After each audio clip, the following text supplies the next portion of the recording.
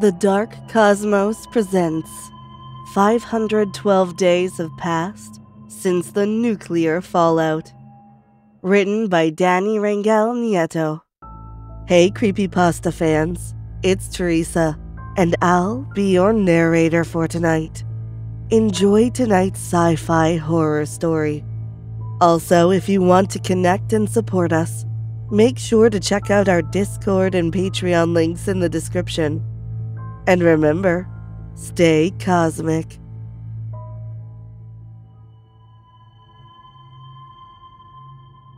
I can't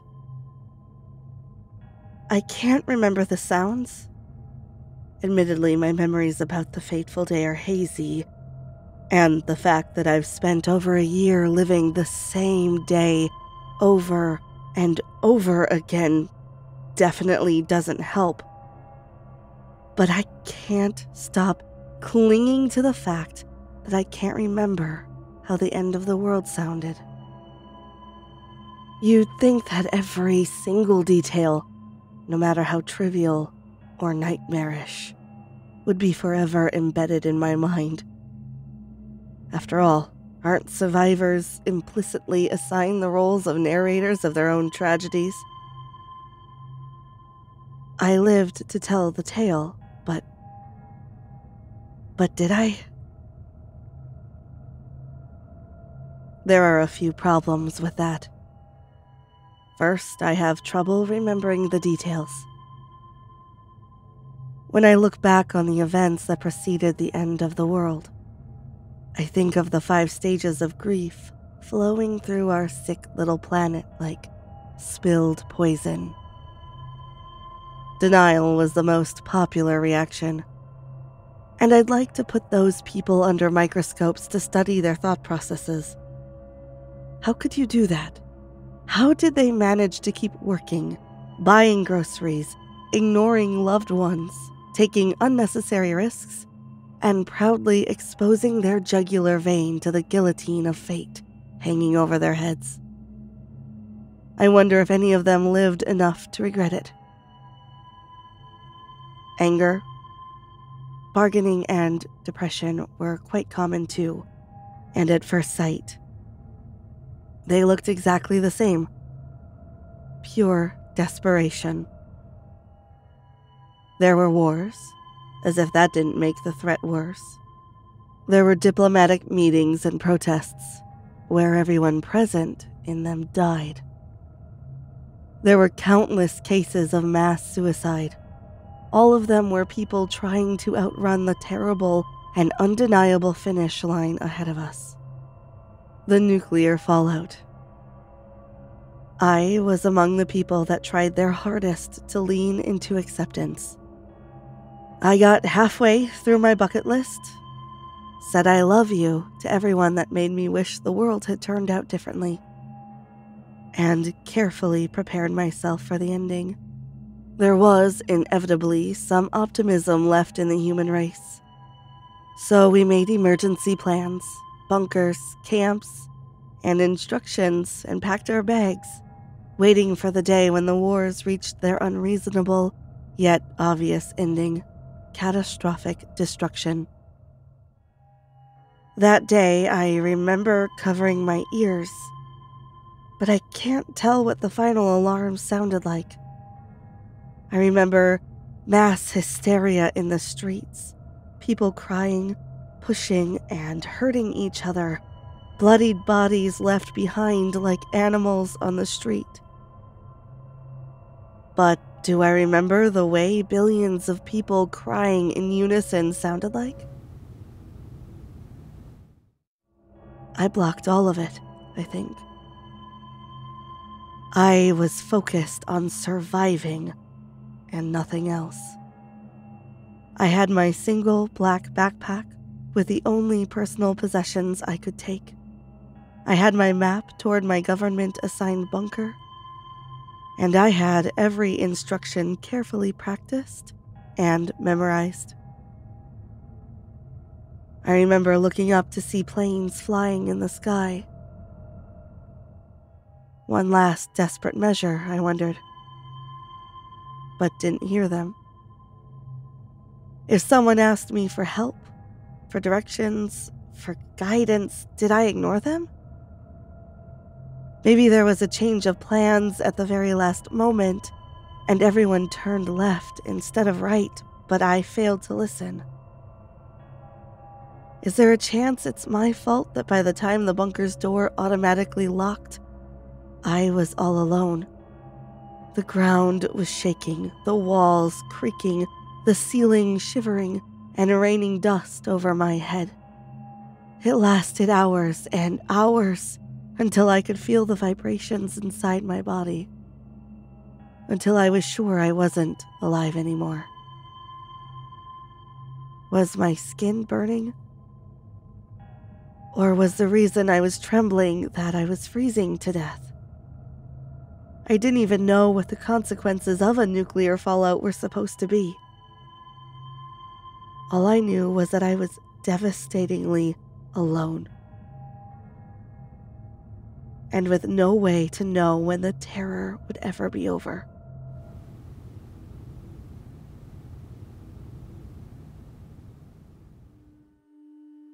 Now it's been 392 days since I last saw planet Earth as I used to know it. I haven't seen the sky, which to be fair was a depressing gray color for the last few years. I haven't been able to dig my feet in the damp soil after the rain, bury my hands in the hot sand on the beach, or trail my finger down a tree trunk just to tickle the tips of my fingers with the petals of a familiar flower. There's a fascinating chamber on the back of the bunker where a series of plants keep me alive and breathing. I'm not supposed to, but I've been tempted many times to break through the glass, dismantle the locks, do anything in my power, even if it kills me, to at least die on natural soil. It's been longer than a year since I've seen another person, looked into human eyes, heard somebody else breathe, feel another person's heartbeat. This statement works both ways, though. There's nobody here to confirm if I am alive or dead. I could be a restless ghost, a half-alive monster, a corpse rotting while my subconscious conjures up these repetitive days over and over again. I only remember I'm alive by accident. When my thoughts spiral out of control, circling like vultures over my slowly decomposing heart that jumps back to life with a vengeance, and the ache in my chest and my ragged breath scream that I am not dead. I just wish I was. Or when I stub my toe against the foot of a table, and the shock of an interesting sensation in the middle of this dull existence is so addictive that I keep kicking the table until my toe breaks and bleeds. The metal would never break. My metal coffin will never yield. I am safe here, but I can't be so sure I'm alive.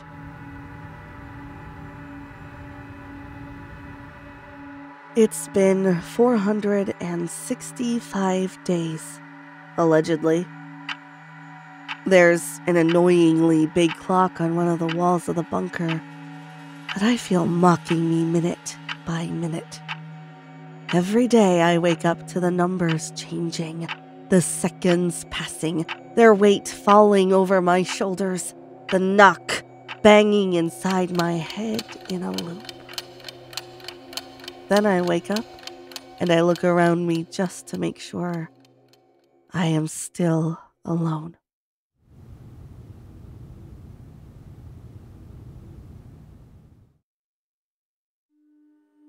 The loneliness is torture, but it's also a great relief. I can't imagine what it would be like to wake up one day in this powerfully sealed cage and find someone standing right there. Standing on the side of my bunk bed, looking down at me and breathing heavily. Bleeding, burning, their skin falling off, their eyes melted down, hair all fallen off. Then I imagine they open their mouth. The black smoke and mutilated flies float out of it, and they say,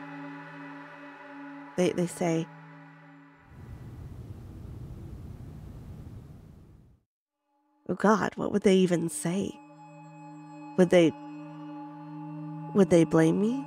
Would they accuse me of taking their place? Am I a selfish monster that survived at the expense of other people's lives? It's so much worse than this, though. Because my worst nightmares are smarter than this. My worst nightmares know that I wasn't supposed to be here alone. They know that this bunker was designed for 20 other people that never arrived. People that, for all I know, could be piled up outside the bunker's door where they clawed, kicked, screamed, and begged to be let inside. And I just did nothing to try to keep the door open. If I succeed at handling my crippling anxiety, my guilt, my terror, then it's time to get up. At least there are a few responsibilities to take care of around the bunker. Menial tasks that keep me somewhat sane. I have to check the levels of oxygen. I have to dispose of the trash through the assigned process. I have to run tests and take notes of my health because that's part of the instructions. And I have to feed myself. As much as some of this routine of being the only survivor in a post-apocalyptic bunker sometimes feels like torture, I have to keep myself alive. There are things I have to live for. I have to eventually get out of this bunker. I have to reunite with the other survivors. I still have a life to live, don't I? Well, I have to figure out if I can even get out. I have to discover if there are even other survivors out there. And I have to find the will to live despite the guilt, the trauma, and the mess in my mind. But the question remains, can I even do that? Is there even still a chance to live out there?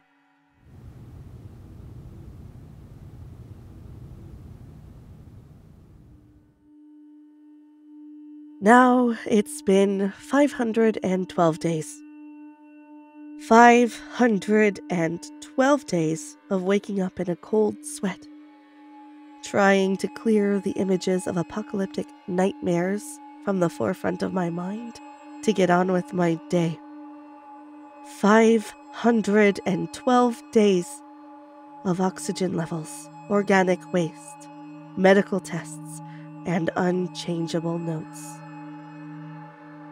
512 days of waiting for a sign of life from outside. A final breakdown in my mental health and the ghosts of the millions of people that didn't have my luck to finally materialize and take me out of my misery. Well, I can't take one more day. I have memorized every single inch of space inside this bunker. I slept in every bunk bed. I tried every kind of prepackaged meal. I cleaned every metallic, sterile, lifeless surface and clung desperately to every means of distraction, running through the books and movies and board games all by myself. Before the nuclear attacks, I had memorized every instruction that would keep me alive through it. But now, I'm done. We were supposed to wait inside the bunkers until a sign from the outside deemed it safe enough to go out. There are no instructions now, and I am all alone. All alone. It's time. It's time to step out of here. I prepared for weeks for this moment. I double-checked that everything about the bunker and myself was in order, and then I got everything ready to open the heavily locked doors. At first, the simple idea was so drastic, so risky that it made me dizzy and nauseous. But I pushed through, and now I'm here. The entirety of the bunker, my home for the last 1.5 years, is behind me. And I'm facing the doors to my doom, or my freedom. I asked myself again one more time, why am I doing this? And I picture a world outside just waiting for me to join. An opportunity to live again, to connect with another human being once more. And I'm filled with unspeakable joy. Any kind of thing could have gone wrong to prevent a good sign from reaching my bunker and telling me to go out. I just couldn't wait anymore. It was time to get to work. I started getting in one of the specialized suits that was left in all of the bunkers to protect the survivors from any residual risks on the surface of the Earth when we first emerged.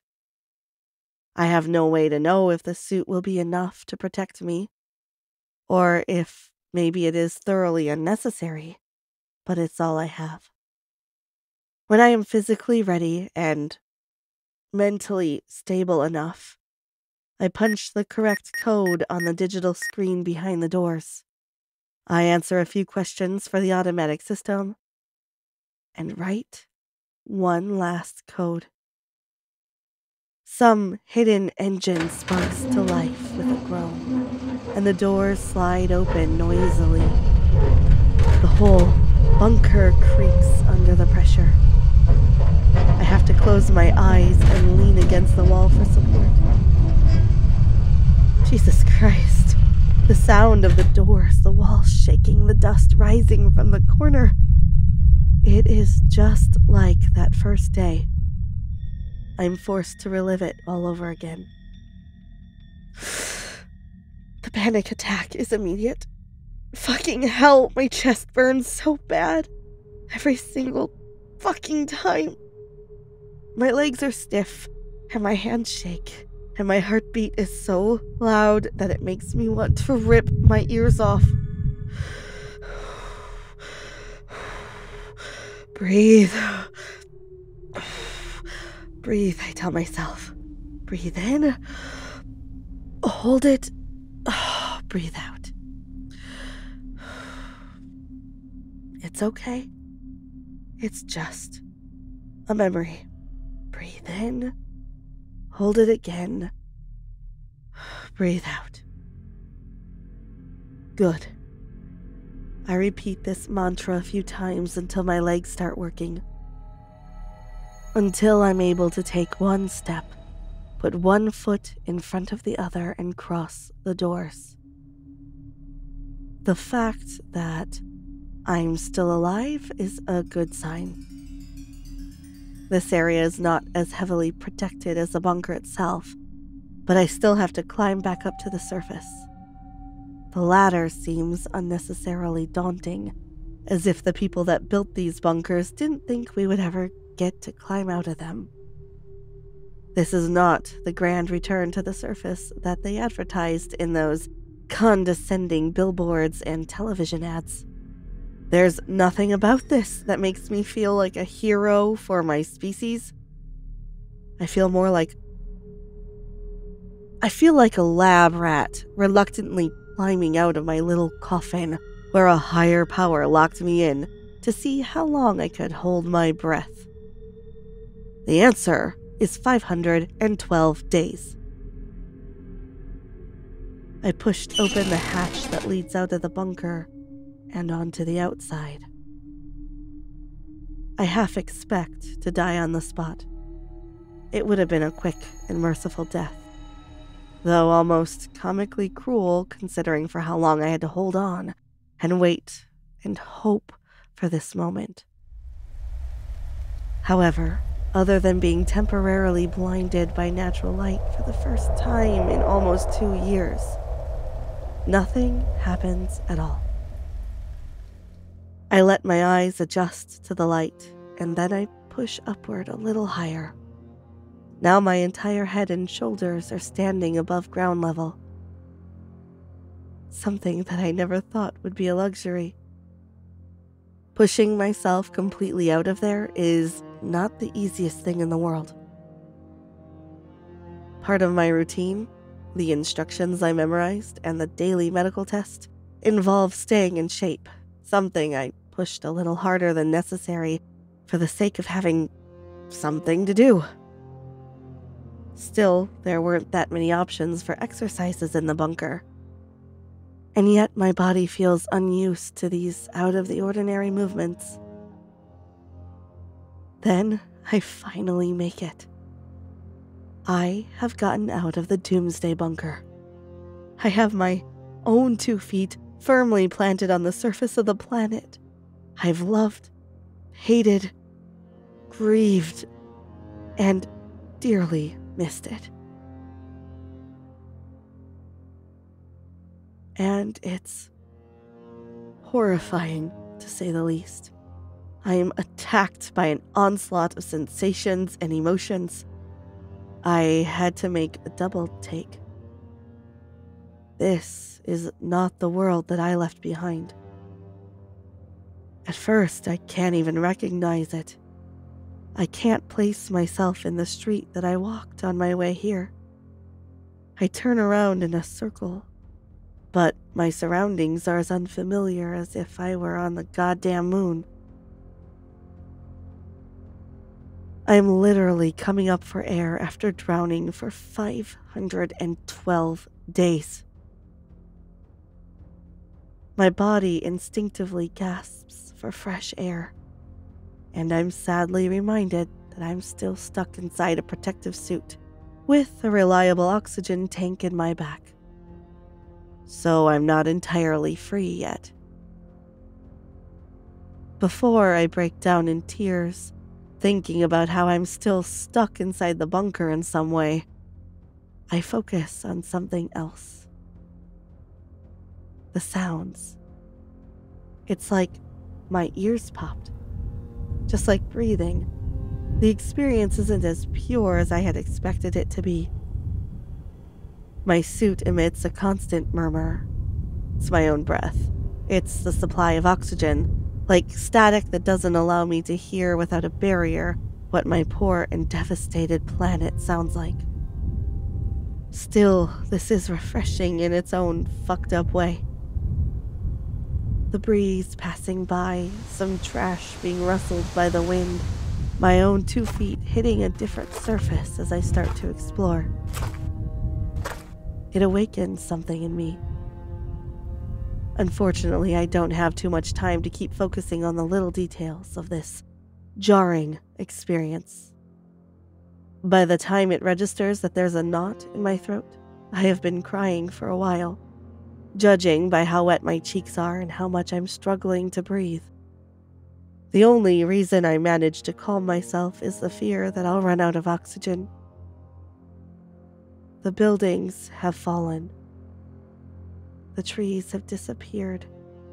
Everything is lifeless and deformed. It's all gray and dusty and muddy and... Wait, that's not just mud. That's blood. It's fresh blood. My heartbeat picks up at the sight for so many reasons. There's another person nearby. A person that lived enough to bleed, and at this close distance from my bunker. What if they were coming for me at last? But why the hell were they bleeding in the first place? I spring into action and look around for signs of where to find them. I start running. I do find a trail to follow, but it only gets worse and worse. First, one more little puddle of blood, and next a disgustingly green pile of vomit, unlike anything I've seen before. And finally, something I'm not even capable of identifying before I hear a whine. My head snaps to my right, and I nearly fall off in surprise. There's a man on the floor, dragging himself through the rubble and dirt and coming toward me. Kill me.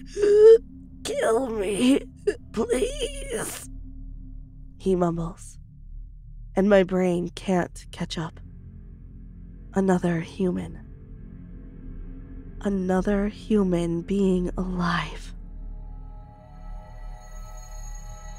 He doesn't have a helmet. His suit is different from mine.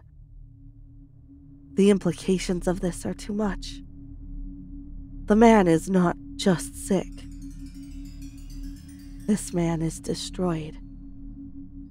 Radiation, I think. The worst torture imaginable has fallen upon him. Kill me. I'm begging you. Kill me. I can't. The stranger continues to beg as he gets closer to me, and I notice the knife in his hand. His burnt hand. Wounded so badly that I swear I can see some of the bones. When he's close enough, I notice that his face is as bad as his hand, if not worse. He would be unrecognizable to any loved ones while still alive. And I can't think of anything more heartbreaking than that.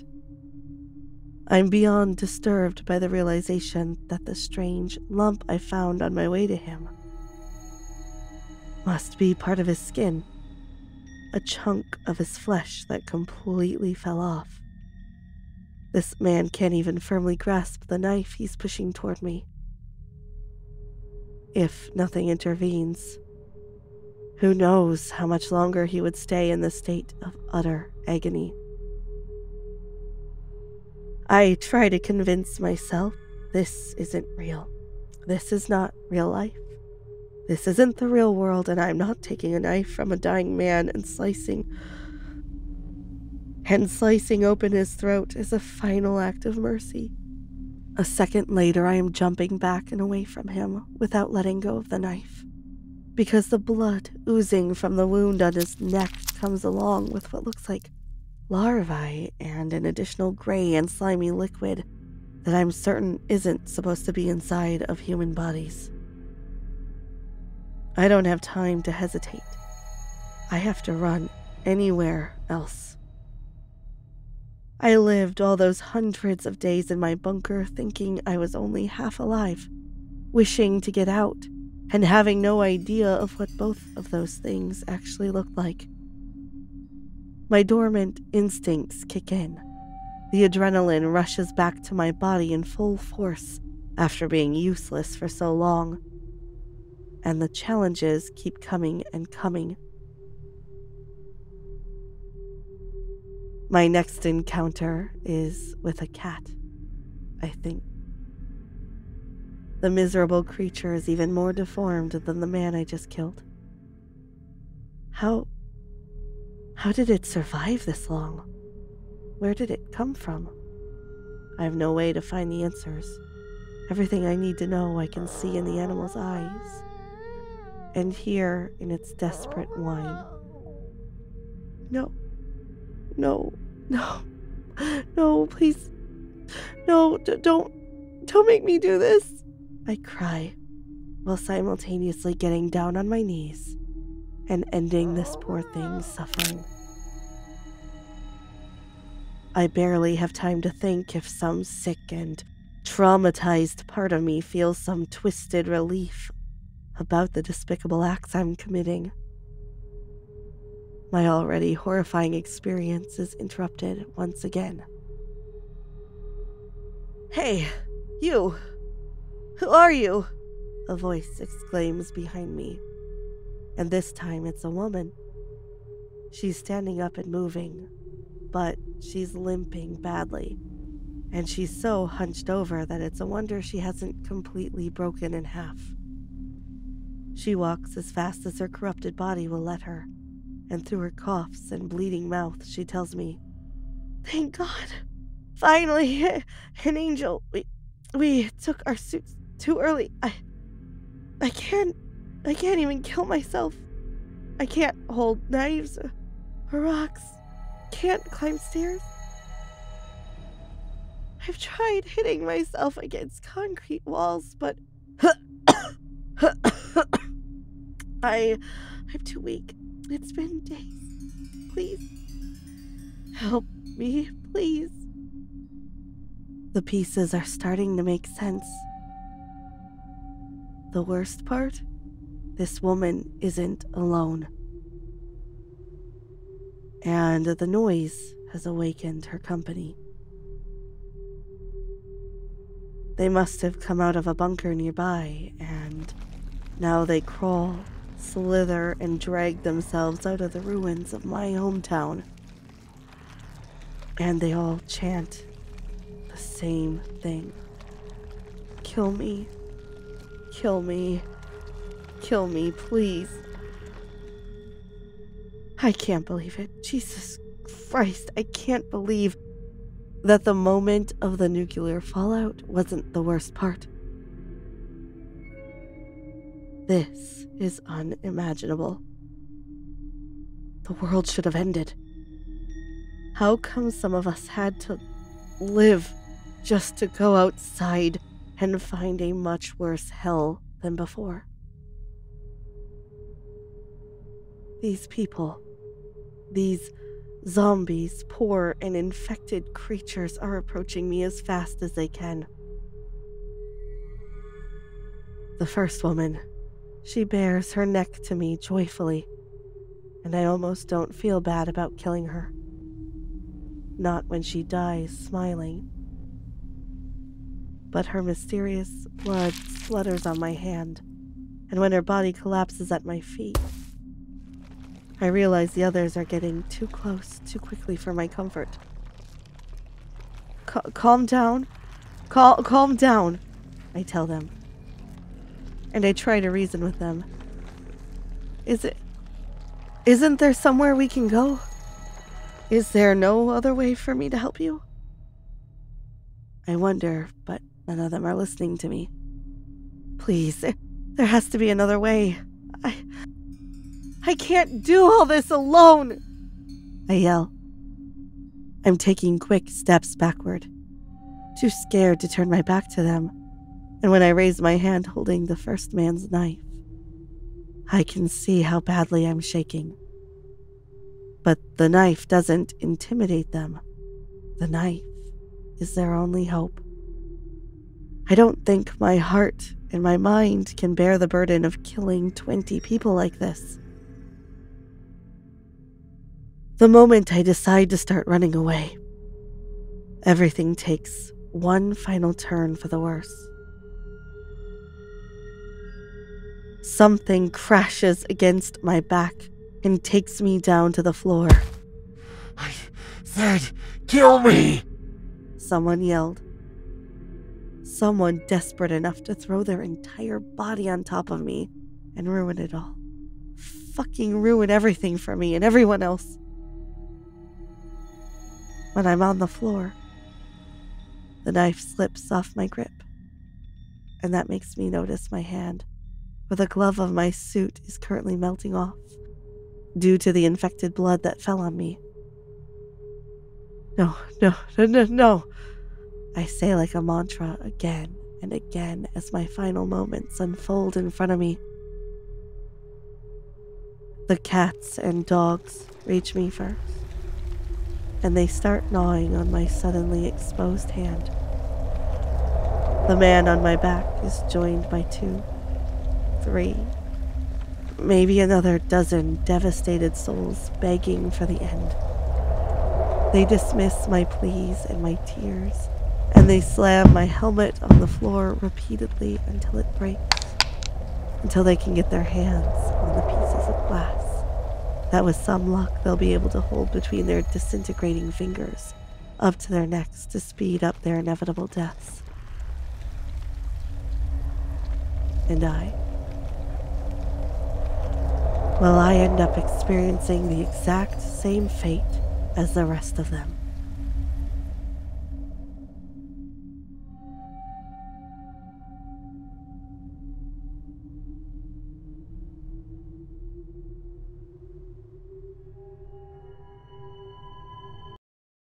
There was something strange showing up on our radars, and I didn't like it at all.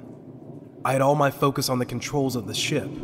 I had made a promise to take this crew back home safely, and I intended to keep it. Now that our exploratory mission was over, I just needed to avoid any inconveniences, and we would be able to call it a success. Then why on earth was I staring at a blinking red dot in the margin of one of those radars? It didn't make any sense. It wasn't any identifiable planet, nor any sort of asteroid on the move. And there was nothing else supposed to be around here. As if there had been any doubts in my mind about what I was seeing, my co-pilot, Ella, called my name from the seat next to mine. "Captain Stephen, are you seeing this?" she wondered. "I am." I nodded curtly. "Please, get me more information on the object." "On it," Ella replied. She acted quickly, running a few scans, activating additional features on our radars, and sending a sign to the rest of our crew. Then she asked me, "Can we get closer to it, Captain?" "Negative." I shook my head. "It's off our course." Ella hummed thoughtfully, and I knew she didn't like my answer. But then she proceeded to give me as much data as she could. Every new piece of information was worse than the last. It's been confirmed it's not a planet, nor any kind of asteroid known to us. There's little to no movement, no force of gravity, no direction. It is merely floating. The shape is unidentifiable from this far, but it must be just slightly larger than our ship.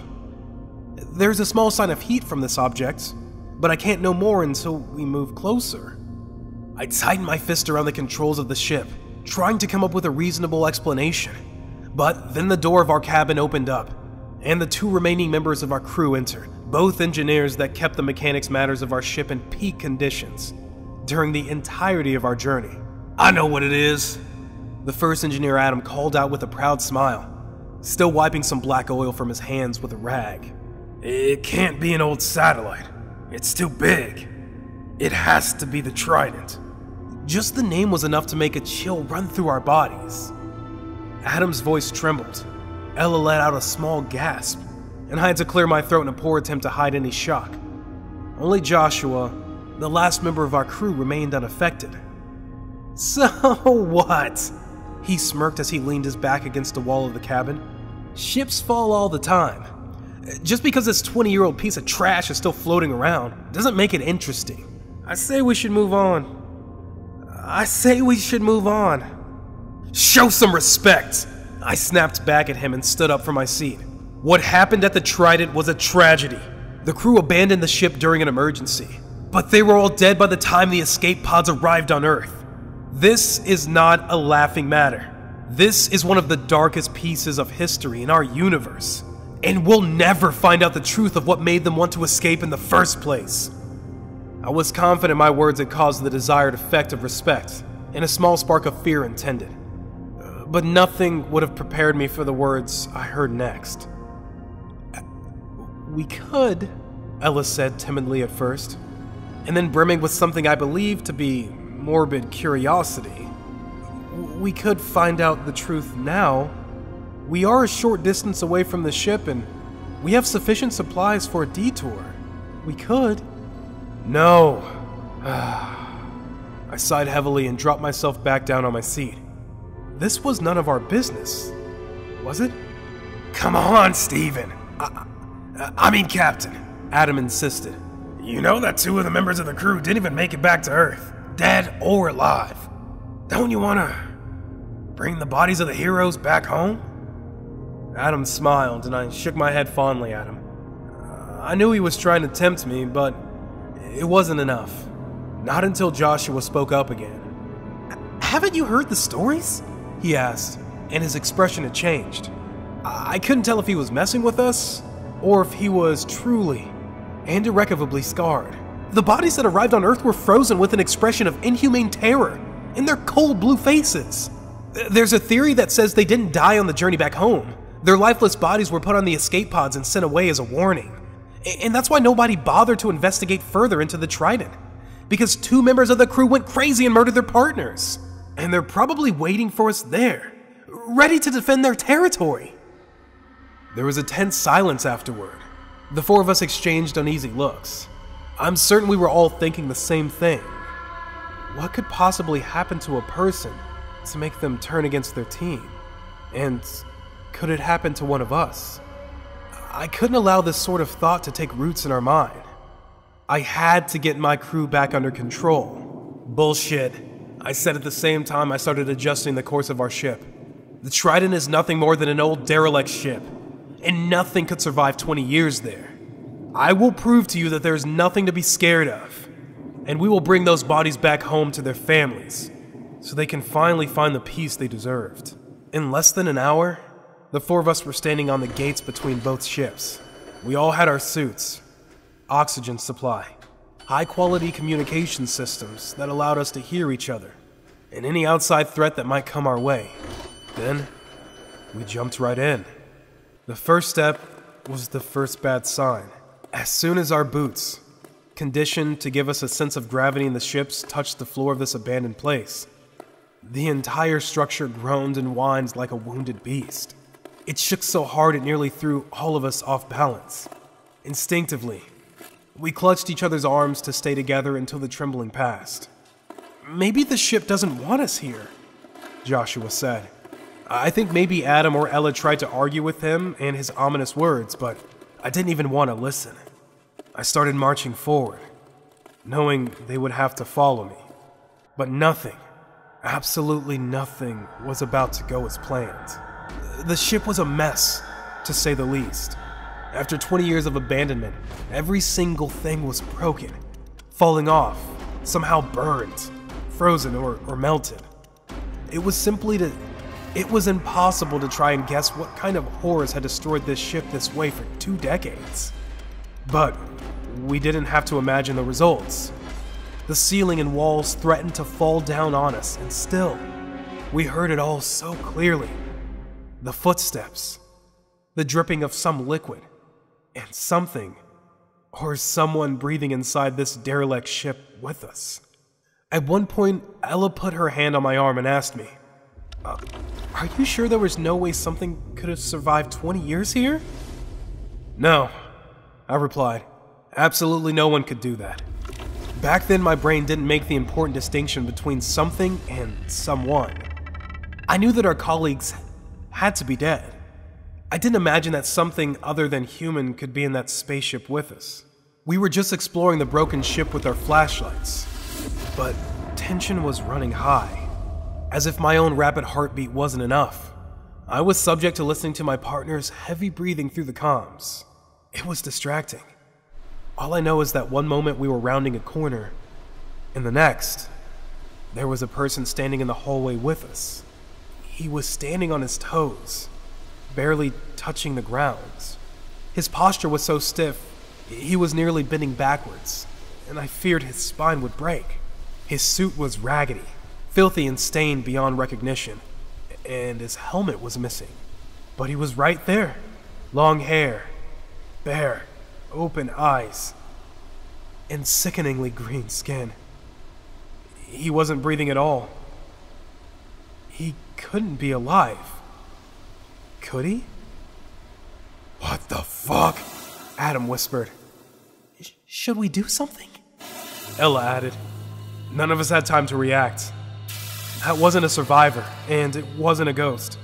Much like the spaceship, that human body was an abandoned vessel, and it was infected with something vile. Suddenly, the body started spasming violently, until it spurted out something dark green that glittered under the light from our flashlights. We all flinched away, but the sinister-looking goo continued to pour out for an unnaturally long time. My team was screaming desperately, and I could swear there were giant spiders moving out of that disgusting liquid, coating the walls and floor of the ship. That was nothing humanity was prepared to deal with. But if it had kept that body from decomposing for 20 years, I didn't want to know what happened to the other one. "Abort mission!" I yelled. "Get back to the ship!" The four of us started running as far as we could, until we couldn't hear that explosion coming from that poor body suspended in the dark, until something crashed against my feet and knocked me down. My team stumbled too, and we had to scramble to our feet as quickly as possible. When we gathered ourselves and aimed our flashlights frantically in every direction, we finally hit the soulless glow of a pair of eyes. There was the other body. Not alive. Not quite human. It was dragging itself across the floor at surprising speed, almost like a snake, while we heard the cracking of the bones, and the head lolled lifelessly from side to side, as if it was worth nothing. We continued to scream and ran back to our ship. At that moment of crossing over, that thing, that infected and invaded corpse continued to chase us. But this one, other than being astoundingly disturbing, didn't attack. I pushed my team forward and I turned around with a growl, ready to protect them with my life, if necessary. That monstrosity slithered full speed toward me, and I kicked, and I kicked. I heard bones breaking. I heard the splashing of blood, and I still continued to kick until merciful pairs of arms dragged me back onto my own ship. The four of us lay on the ground exhausted and terrified, with tears filling our eyes and falling down our cheeks for the longest time. But we were alive. We survived. That much was undeniable. Our boots were stained with that horrendous and inexplicable flesh and guts. My pants were covered with ugly blood stains and something as green as the vomit. But the worst part? The worst part was Joshua asking with a trembling voice,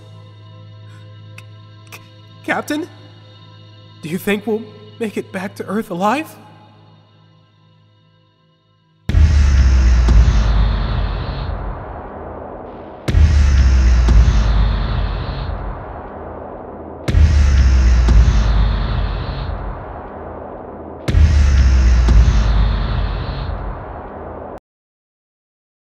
They came to Earth on their flying palaces. They were mightier than us, stronger, larger, and faster. 5,000 years ago, these beings descended into our world. Their level of technology was so advanced, historical records place it close to sorcery. The hall was bathed in decorum, except for the audible voice of the lecturer standing in front. Several images emanated from the projector, aiding his fluid explanation of the topic. Something about ancient gods. I spotted Megan yawning in the front row. Most of the students present looked uninterested in the class. This class must be really boring. I think I'll just sit and wait until they're done. I glanced at the military-grade watch. I guess I still have some time to spare. My eyes were fixed on Megan. She seemed restless and eager to leave the class, eyeing her phone at regular intervals. I had earlier told her that I would be coming to pick her up at noon. This was probably the reason for her restlessness. I pulled out my phone and began to punch into the keypad. Turn around. She swirled and instantly spotted me seating at a secluded corner in the hall. Her aura brightened, and she gave a cheerful smile. "Listen," I whispered, pointing towards her lecturer. She rolled her eyes before returning her gaze to the man in the front. He seemed quite knowledgeable. On one of the slides was written boldly, "Professor Ryan." He was a stout man, probably in his mid-40s, energetic, alert, and totally immersed in his lecture that he didn't notice that most of the students were already asleep. He did not even notice me entering his class moments ago. I was actually curious to know what he was teaching, so I decided to listen in. Myth and legend call them gods, but extensive research has proven that we are not the only species to have walked this earth. We will not be the last. They are known by many names across different cultures. One story, different tongues.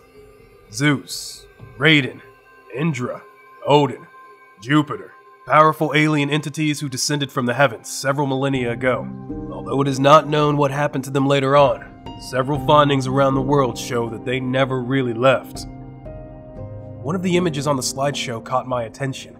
Tall and dark entities, standing almost as tall as a skyscraper. Their eyes cast a radiant glow of bright red on dark clouds as streaks of lightning. Soft hands suddenly circled my neck, pulling me out of my thoughts. The class was over. Come on, Matt. We have a plane to catch. Megan looked gorgeous in her new dress, her midnight black hair flowing against her shoulders.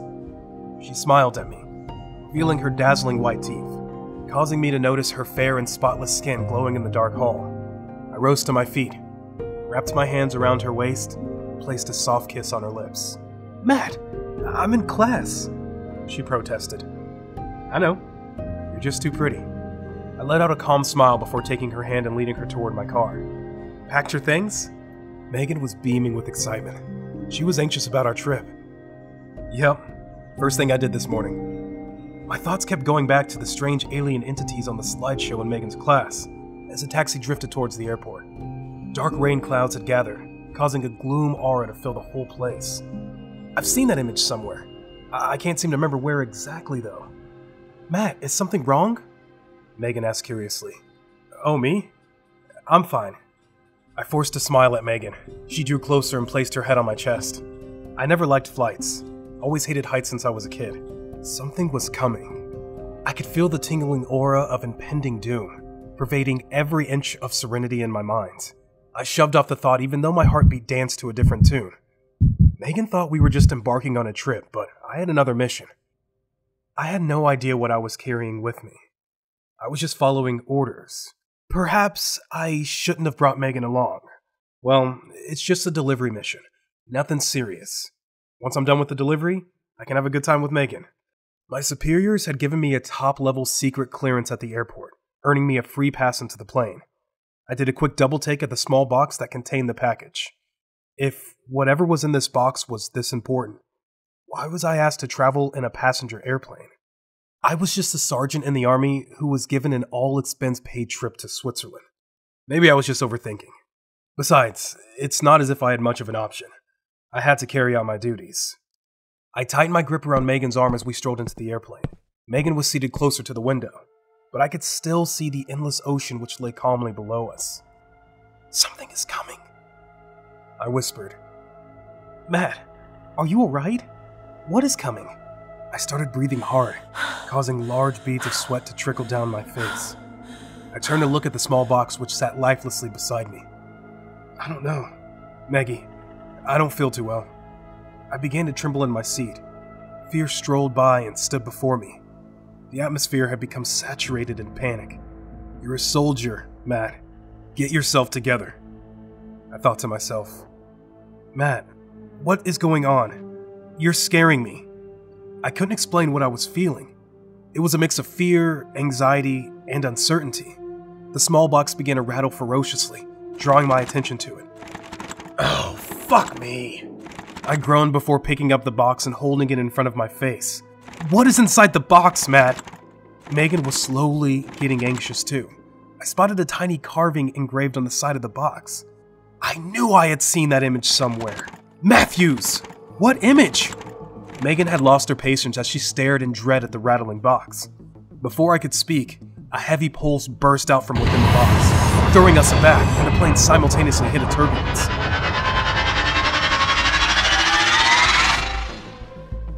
One of the flight attendants walked briskly out of the cockpit. Terror was written all over her face.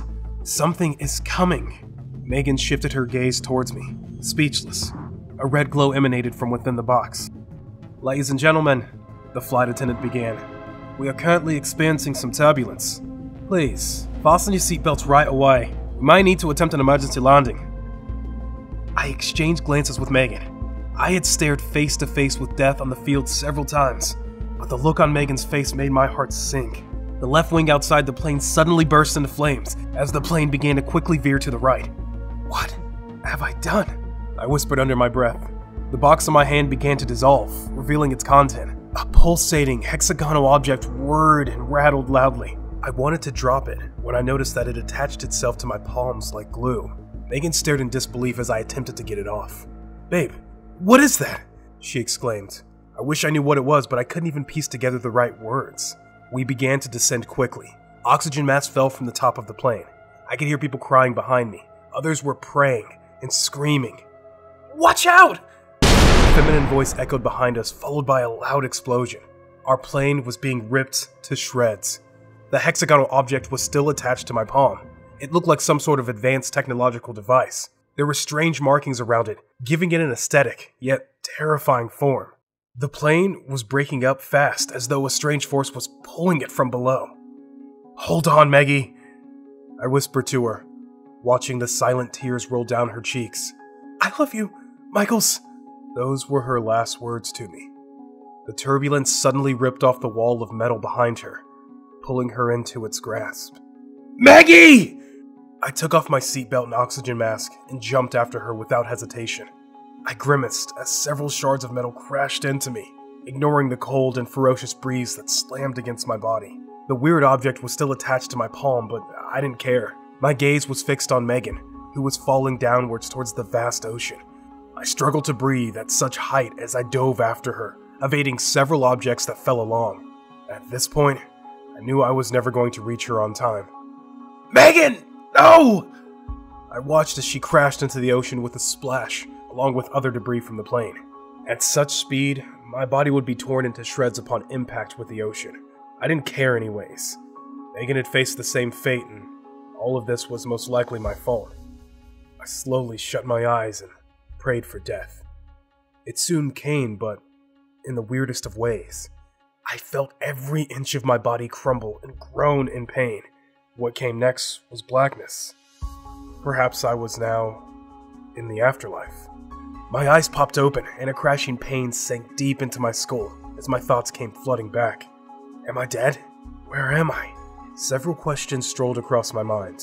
My body exploded in pain when I attempted to stand, but that was not what caught my attention.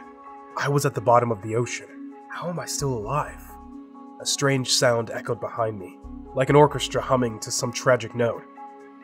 I was shielded in some sort of force field. At least that explains why I survived the plane crash. I was not alone. My eyes searched through the darkness of the ocean until I saw it. 3 massive figures sat before me. I had seen these figures twice, so I couldn't be mistaken. They seemed like statues, and they looked stationary, but certainly not lifeless. The hexagonal object had detached from my palm, perhaps when I was unconscious, and now hovered in front of me. That was probably the cause of the force field that kept me alive. It also kept the water out. The massive being seemed to be draining the energy from the object. I wasn't certain about what was happening, but I had a theory. The words of Professor Ryan echoed in my mind. They are known by many names across different cultures. One story, different tongues. Zeus, Raiden, Indra, Odin, Jupiter. Powerful alien entities who descended from the heavens several millennia ago. Although it is not known what happened to them later on, several findings around the world show that they never really left. They never really left, I muttered. Maybe they want to come back and they need this object to do that. My superior should have told me what I was getting into. Megan didn't deserve to die. No one did. And this is all my fault. I was still staring at the massive statues when a set of bright ruby eyes lit up the darkness. I froze. I could hear the loud flapping of bird wings. Perhaps it was my heartbeat. But I knew I needed to do something even if it cost me my life. If what Professor Ryan said in his class is true, these beings will mark the end of life on Earth as we know it.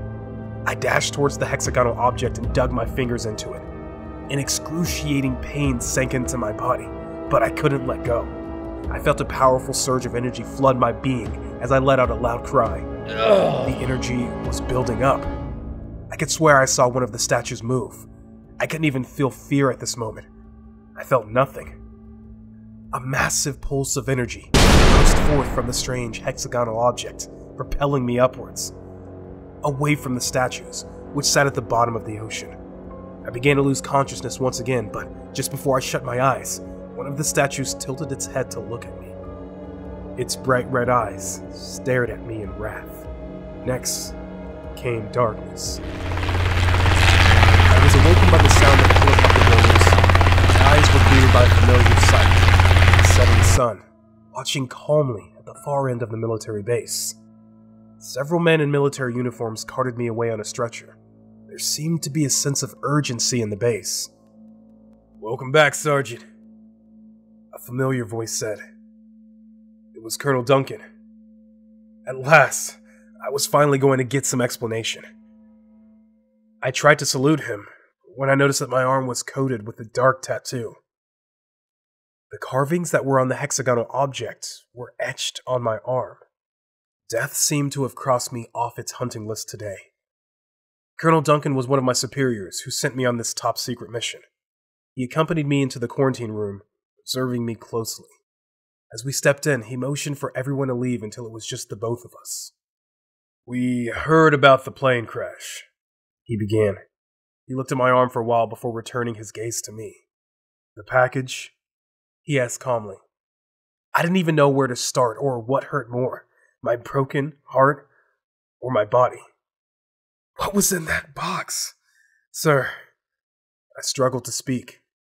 Colonel Duncan strolled to a secluded corner in the room, attempting to collect his thoughts. "We received a distress call from one of our secret organizations about an incident a few days ago.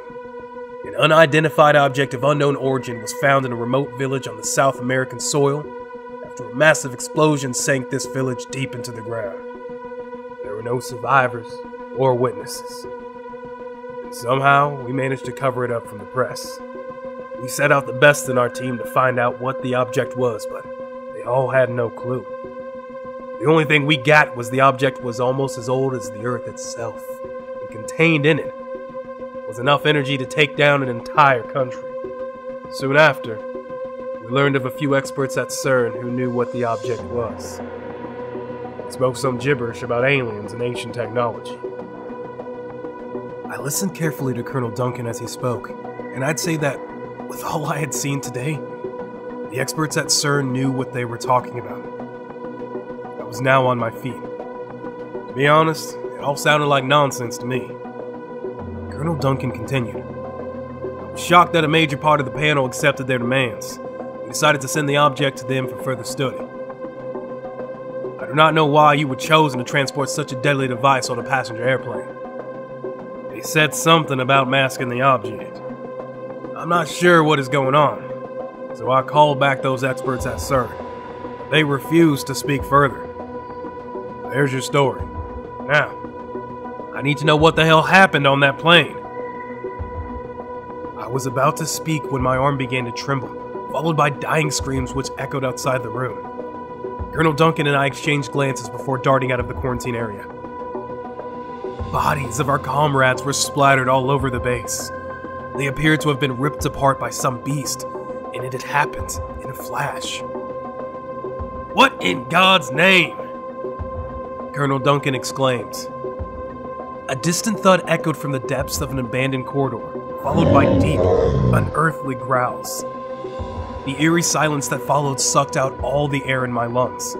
We stepped out of the room, our eyes searching through the empty space for signs of anything. What could have done this? Whatever had strolled through the space was not human. The bodies looked like they had been ripped apart by some savage creature, and it felt like we were being watched. "We need to get out of here, now!" I needed to know what we were dealing with, and how to stop them, and I knew just the man to meet. Megan's college was just a few blocks away from this base, and I needed to get to Professor Ryan. The base was too quiet. Even my breath had gone silent. It was as though even the wind was scared to whistle her proud songs of solace. We knew we had become prey for whatever lurked beyond the shadows. Duncan and I retreated slowly towards the military truck that was parked at the edge of the base when we heard a loud growl. "Run!" Colonel Duncan let out. "I'll cover you!" He clenched his gun tightly, preparing for whatever came out of the corner. I jumped into the truck and fired her up. In that split second, dozens of alien creatures lunged out from all sides, flying toward us at an unbelievable speed. They looked different from what I had earlier encountered at the bottom of the ocean, but the bright red eyes couldn't be mistaken. These were probably their minions. They were about 6 feet tall with powerful wings attached to their backs. They wore some sort of armor that clutched tightly against their darkened bodies. Colonel Duncan fired several shots at them as I yelled at the top of my voice, asking him to join me in the truck. Get in! Get in! Perhaps it was his hour. He stood his ground, battling hard against the raging creatures. He turned his gaze slowly towards me and gave his final commands. Go! I didn't need to be told twice. I stepped on the throttle and sped out of the base. I knew what they had come for. I took another glance at the dark tattoo on my arm as Colonel Duncan's dying scream echoed into the evening sky. It wasn't hard to find Professor Ryan. He lived in a small cottage on the outskirts of the city. Despite my terrifying tales, he maintained a strange calm. I almost took him to be deaf. Well, you can try. There's nothing you can do to stop their rising. Those were the first words he had said to me since I stepped in. What do you mean? I swallowed hard. I had lost my Megan, and it was all my fault. I would do anything to make things right.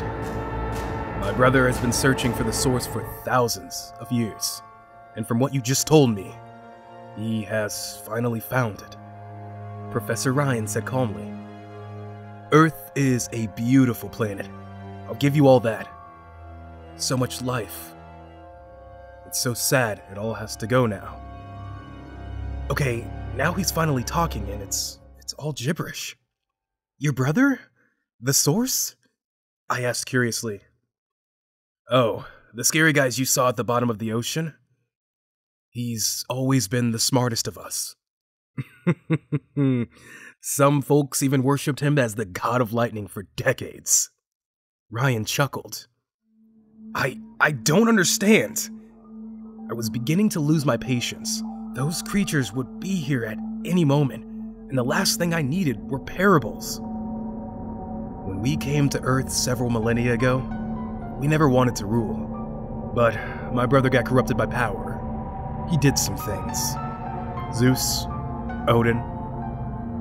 They called him many names. They worshipped him. What are you? When you came in contact with the source, part of it synced with your biology. He interrupted. I would need to increase the vibrational frequency of your arm to extract it. Not that it matters anyway. How do you know so much about them? I asked curiously. I put them in there thousands of years ago, Ryan replied. It took a while to sink in. Wait, what? The source, that stuff on your arm. I used the last of my strength to trap them for this long, and it's the only power that could bind them or free them.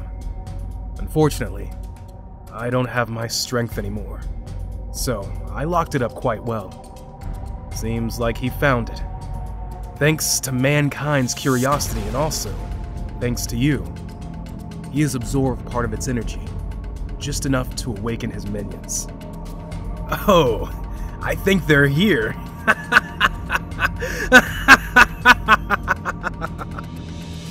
Professor Ryan began to laugh hysterically.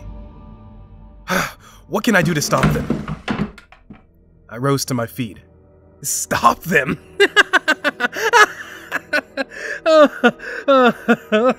Stop them. He began to laugh once again, coughing at intervals. Stop it.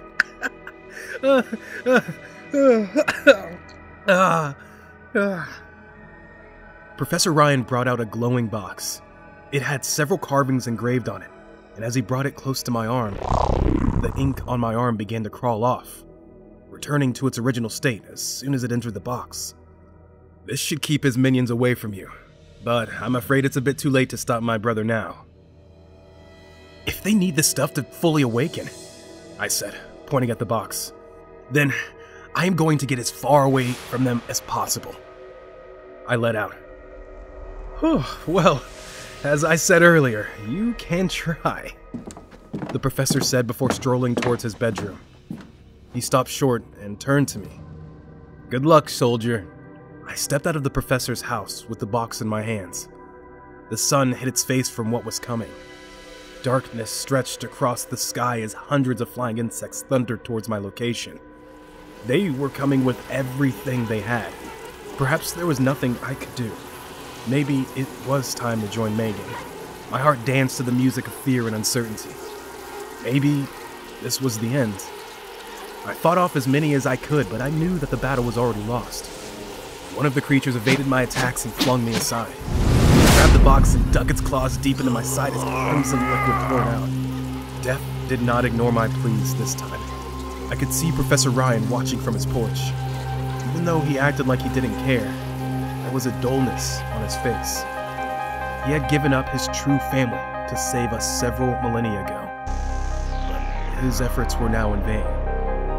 Professor Ryan slowly left his house and sat beside me, watching the sky groan loudly. My vision was blurry, but I knew it was happening. They had risen, the ancient entities that had descended from the heavens several millennia ago. Sparks of lightning flashed in the distance as they emerged from the ocean. They were coming for him, and he knew it. I could see them even from a distance. Tall, dark, and terrifying. I failed my planet. I had failed mankind. I dropped to my knees, watching the last light of the sun in the distance. I could finally feel death's calm embrace. Megan! Megan! I whispered under my breath. I'm coming. I know I tried. I tried to save the Earth from these ancient entities.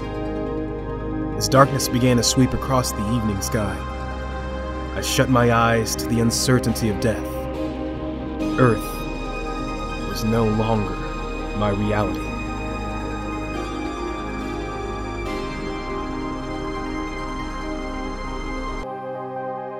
Hey Creepypasta fans, it's Joseph. Thanks for listening. To connect with us and support us, make sure to check out our Discord and Patreon links in the description. And remember, stay cosmic.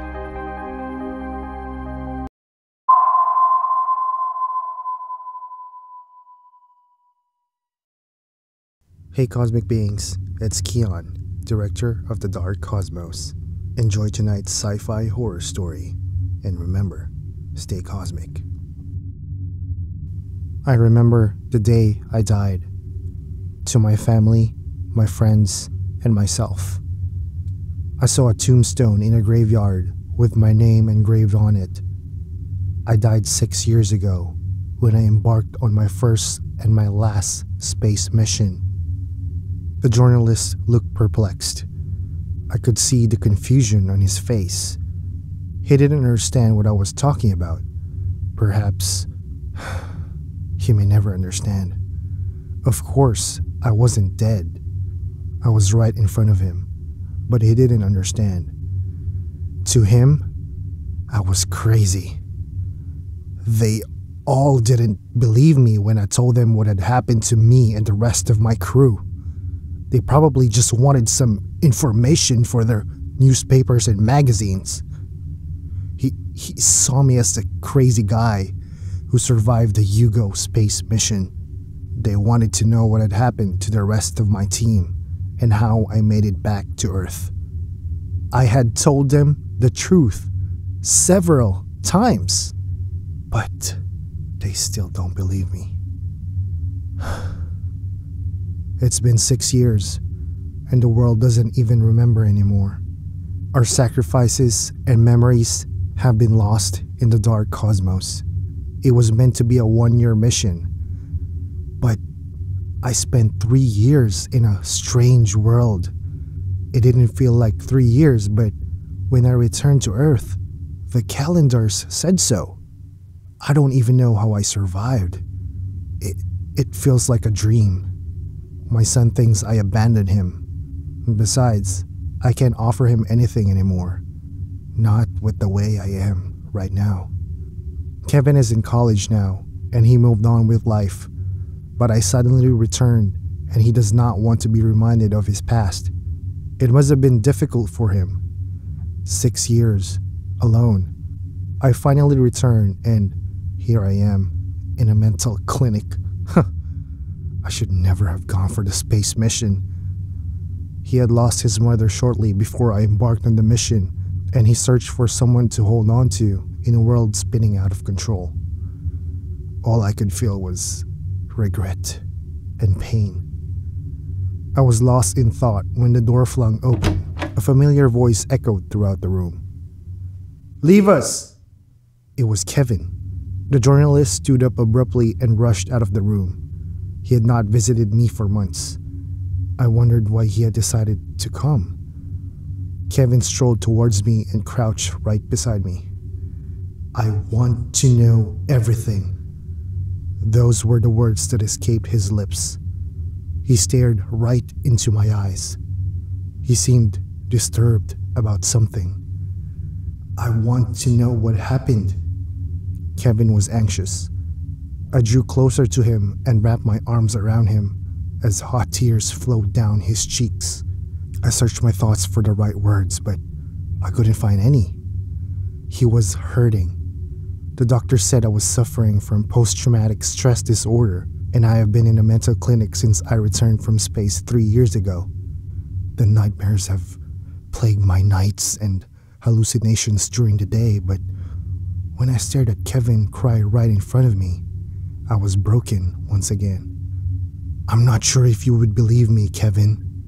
I had told several people about my experience in space, but they seldom believed me. Most of them laughed and mocked me. They all called me names and said I was crazy." "I don't care," he sobbed softly. "I just want to know." He continued. I breathed hard and prepared myself once again to narrate my ordeal. These memories have haunted me for years, leaving large scars open and reminding me of what had happened. I stood up and strolled towards the corner in my room as Kevin watched in confusion. I had hidden it from everyone's eyes until now. It looked unearthly, and it was the only piece of memory I had brought back with me. I returned to my seat, holding the piece of alien technology tightly in my hands. I hoped and prayed that Kevin was going to believe me. I wanted to tell him everything. "It was on New Year's Eve," I began, and shifted my gaze to Kevin. He listened anxiously. I had not asked him why he had changed his mind, but I didn't care. I continued anyway. I wanted to tell him everything. I wanted him to know what had happened. Perhaps this was the only way I could finally leave again. I received a call that I had been selected for the Hugo space mission. I could remember how ecstatic I was. Hundreds had battled for a spot on the spaceship, and I had been chosen as part of the 5-man team. Every astronaut yearned for that position. I felt proud, son. As I spoke further, it seemed like I was reliving the memory. I could remember every single detail clearly. For the first time in a long time, I let everything go and continued to reminisce on the adventure. I decided to be a little bit dramatic. I'd not felt such peace in a while, and I drifted into oblivion. My lips narrated my tale, but I felt as though it was happening all over again. Patches of snow decorated the balcony as I stared at the starry skies throughout the night. Sleep had evaded my eyes, and I waited for dawn. My heart raced faster than normal. It was my first space mission, Kevin. I was the only newbie on the team. Everyone else on the team had embarked on at least one previous space mission, so they knew the drill. I was anxious to stare at the Earth from above and bask in childlike wonder. Our mission was simple. A few astronauts had successfully flown to Mars and built a station there a few months ago. It was a huge breakthrough in the world of science. Our mission was to check up on them, restock some items, deliver a few new pieces of equipment, and return to Earth. The night seemed endless. I could remember pacing across the open field in front of the Space Control Center as I thought about the adventures that awaited me in space. I had received several congratulatory messages from my colleagues throughout the entire day, and I was eager to jump into my spacesuit and launch into the vast and mysterious cosmos. My childhood dream was finally coming to life. I had left Kevin with my mother, which I had learned kicked the bucket a few months after I left. The morning had brought with it a new ray of hope and excitement as we marched towards the Hugo spaceship, the first of its kind. I could remember my heart racing as we prepared for liftoff. I chuckled. Kevin forced a smile too. I realized that I was still narrating the tale to him. I did a quick double take at him, drifting back into my world of memories. I wasn't exactly sure how I was narrating it, but the thoughts in my head felt real enough. I knew I was doing a good job, and Kevin seemed to listen attentively too. We had spent almost a month in space, and I had slowly gotten used to the routine activities. We were like a family. We all shared what we could and threw nasty jokes at each other whenever we could. Besides, there wasn't really much we had to do anyway. Everyone had settled in and our gazes were fixed on Mars, and we all waited expectantly. I wanted to see the red planet for myself. I'd heard a lot about Mars and I finally had the opportunity to walk on it, but to this day, I've never glimpsed Mars. A small part of my lengthy list of regrets: we never got to our destination. If I had known that was the last time I was going to see most of my team, I would have made them laugh even harder. I'll never forget the moment until the day I leave this world. It all happened so fast and I cannot fully recap everything. I was awoken by a loud bang.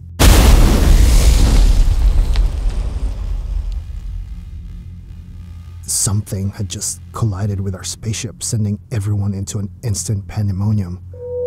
I can still remember the look of surprise on Carter's face. He was dumbfounded. He had earlier thought it was an asteroid, but it didn't make any sense. The large rock-like object seemed to move at matching velocity with our spaceship. In all his years of space travel, he had never seen anything like that before. Carter was our pilot and the most experienced member of the crew, but even he was confused. Our confusion grew when gun-like objects emerged from different sides of the strange stone-like spacecraft, which continued to pursue us persistently. We never expected such challenges in our space travel, and so we weren't all prepared for combat. Besides, we didn't even know what the hell was going on, or who we were even fighting against. Carter had wasted no time in guiding Hugo as we pierced through the vast space, attempting to evade the incoming threat, but they seemed relentless. The story seemed to have taken another turn. I stared at my son. He surprisingly looked engrossed in my narration. He was staring right back at me. What changed? I asked myself. I had tried to explain to him on his last visit, but he had turned a deaf ear to everything I seemed to be saying. I was glad he had changed his mind. What were they? What did you guys do? Kevin began to plague me with several questions. I was glad. This showed that he was actually listening. We couldn't do anything, I continued. A few other similar structures appeared from the dark space and we had no way of defending ourselves against them. They soon began to shoot at us. It looked like some sort of laser, but every shot that hit our ship melted it like a chemical. We all watched in dread as our spaceship was slowly destroyed by the strange invaders. But that was not what really creeped the hell out of us. It was the uncertainty of what was happening. We were just astronauts on a journey to Mars to deliver special equipment and return home to our families. We never expected or signed up for an all-out war against anything at all. It seemed like a bad dream and I wanted to wake up. We had put on our spacesuits and braced ourselves for the worst. I can remember asking myself weird questions, if this was a spaceship of some sort, because it looked very unearthly. I began to wonder if perhaps we were alone in the universe. Our spaceship finally came to a halt and they stopped shooting and slowly approached us when they noticed that we weren't fighting back. Our ship now hovered in space and stood in front of an open hole in our spaceship which had been carved out from their persistent shooting, watching them approach from afar. If I had known that Carter had some stupid plan down his sleeve, I would have probably killed him myself. Out of nowhere, Carter emerged with a strange weapon and fired it towards the incoming rock-like structure which we had all concluded was some sort of spaceship, destroying it. A mix of shock and fear had crowded my face. We were surrounded and we didn't even know how many more were out there. We soon got to know how many more were out there anyway. Carter surprised us all. I could remember wondering what Carter was doing and where he had gotten such a complex weapon. Just one shot had taken out one of their ships. A thought immediately crossed my mind though. I was so enthusiastic about my space travel that I had failed to find out what equipment we were delivering to the astronauts on Mars. Whatever was in those spaceships did not come for us. No. They came for whatever we were transporting, and the only person who seemed to know what was in those crates was Carter. Until this day, I never found out and I never got a chance to ask him. He kept on taking out most of their ships with this special weapon. One of the other crew members, Ian, had asked him if there were more, but he had remained quiet. He was definitely hiding something. A secret so huge that it had attracted trouble. Whatever was hidden in those crates was important enough to attract such massive forces against us. The aliens suddenly resumed their shooting. I threw myself to the floor and lunged for any safe spot I could find. Carter had become their main target, and even though he tried to evade their wrath, he was too slow. I watched him melt like a candle right before my eyes. It was so sudden that I didn't have enough time to process what was going on. Explosions began to erupt all around our precious spacecraft. I sought refuge somewhere safe, but I found none. Tears hugged my cheeks as I trembled in fear. I thought about you, Kevin. I shifted my gaze once again to Kevin. He still seemed captivated by my tale. I swallowed hard and returned to my storytelling. The shocking turn of events had left me confused, and all I could do was crouch patiently somewhere on our already wrecked spacecraft. I could hear the distant screams of the rest of the crew. I sobbed softly under my space helmet as I stared at whatever was left of Carter. One of their spaceships soon arrived right in front of me as the rock-like structure opened from its side, revealing a strange life form that continues to haunt my thoughts until this very day. "What did you see?" Kevin asked. I forgot that I was narrating my experience to my son. I kept on drifting into thoughts as my lips danced to the rhythm of my mind.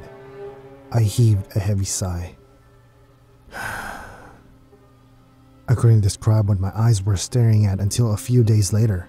I can remember letting out a dying scream and immediately losing consciousness. I'd already seen enough to take in for an entire lifetime, and I had finally gotten to the height of it. I was probably out for a few hours. Time works differently over there. It's much slower compared to Earth, and we were definitely not on Mars. I can't seem to calculate how much time I had spent over there, as time is not calculated by the apparent sunrise and sunset. Somehow, we survived on a strange planet. The planet has so many similarities with Earth, and I believe that's why we were able to survive. We could breathe and live. I opened my eyes to the realization that I was still alive.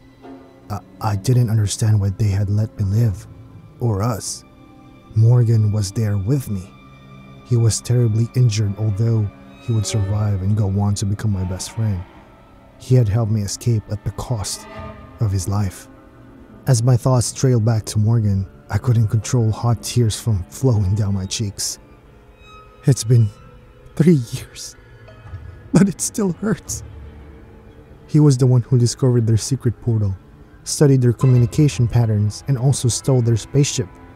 We were, however, caught quite early and they gave chase. Morgan had decided to stay back and destroy their portal shortly after I went through to ensure that they didn't get to me. I feel like I owe him a favor, and I know that this story is not over yet. There's something big happening on Mars that they're hiding from us. I learned that another group of astronauts launched to Mars a few months ago. They're building something, Kevin. Whatever we were transporting was not Earth technology. It was something more advanced. There's the reason the Zodiacs attacked. Zodiacs? Kevin interrupted. Well, that's what Morgan always called them. He once explained to me, but I was always a poor listener, Something about their origin starting from a different star and some advanced cosmology stuff. I forced a smile. Kevin smiled too.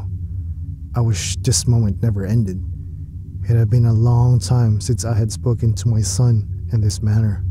The moment was priceless. What happened next? Kevin was eager to discover what had happened. I stared out my window. It was already getting late, and I immediately shifted my gaze back to Kevin. He knew what I was planning on saying next. He shook his head. He was ready to listen to the end, and so I continued. We were in some sort of deep tunnel. Morgan had explained to me how we got there. They had all flown into a massive portal and emerged on another side of space. He wasn't sure if we were still in our solar system or even in the same galaxy. A few days ago, most of what we knew about space ended up in our Milky Way, but this was beyond any science textbooks on Earth. Aliens? Habitable planets? Earth was still years from this discovery. They had been attempting to make Mars habitable for decades, but there I was, standing on a strange planet filled with life. We remained in the tunnel for what seemed like an endless experience. No food, water, or even shelter. A warm mist seemed to escape from the dark gray soil at regular intervals, and the entire skies were always dark, just like evenings on Earth, although it was still possible to see clearly. We had no idea about how their seasons were, and the only thought on my mind throughout my stay on the planet was getting back home. Morgan managed to somehow trap the mist and convert it into water. I would never have made it out without him. I had once asked him if he had any idea of what we were transporting, but he seemed to be as oblivious as I was. Our next mission was finding a way out of the tunnel. We didn't know why we were left in the tunnel, but we didn't care too much about it. We just wanted a way out. What did the aliens look like? Kevin asked again. I knew he was going to ask me that question eventually, and I thought for the perfect description. My countenance had begun to change. I knew it was no coincidence. There was a huge missing piece in a grander puzzle that our world was oblivious to, and it haunted my very dreams. They look just like us, Kevin. Kevin couldn't hide his surprise. What? Like us? What do you mean? I could see distrust cloud his face, and he began to search my eyes for a lie. He found none. Yes, they appeared just like us, Kevin, but devolved. They have arms and legs just like we do, but their faces look dead and deformed. They have a dark green appearance, and a few of them use both their arms and legs for motion. There was something wrong with the way they looked. They looked like some sort of God-forsaken mistake. It also took me a while to believe what I had seen, but I had to accept it. They looked like human deviants, as though their genes had been greatly corrupted, like test subjects used in perfecting the human species, but they are a much faster and intelligent species than us. They seem to be eons ahead of us in technology. The look on Kevin's face showed that he wasn't still convinced. Kevin, you have to trust me, I added. I'm telling the truth. I have a feeling Cosmos knew about these species before sending us out into space. Whatever equipment Carter used to fight back against the aliens was definitely built for something much more than basic earthly wars. What happened next? Kevin wanted me to continue. One of the creatures soon came crawling into our hole, and only when it came close did I realize that Morgan had been carving out a crude weapon from the hard rock on the floor. He rushed towards the creature in a flash and stabbed it right on his chest. The creature gave a loud screech before dropping stone cold on the ground. They could die just as we did. I was caught by surprise. Of course, Morgan was once in the military before joining Cosmos back on Earth, but that was the first time I had seen him in action. He probably wanted to know how to kill the creatures, and he had succeeded. Cosmos is the privately owned space company that had sent us on a mission to Mars to deliver the equipment. They never told us what was contained inside, and no one seemed to ask. They had sent a previous team who had successfully established a temporary camp on Mars. They were obviously building something bigger than we could imagine. He had a few untreated wounds, but he still managed to take down one of the creatures with perfect dexterity. He was always cheerful and looked as though he could hardly hurt a fly, and I was there, sulking about my situation.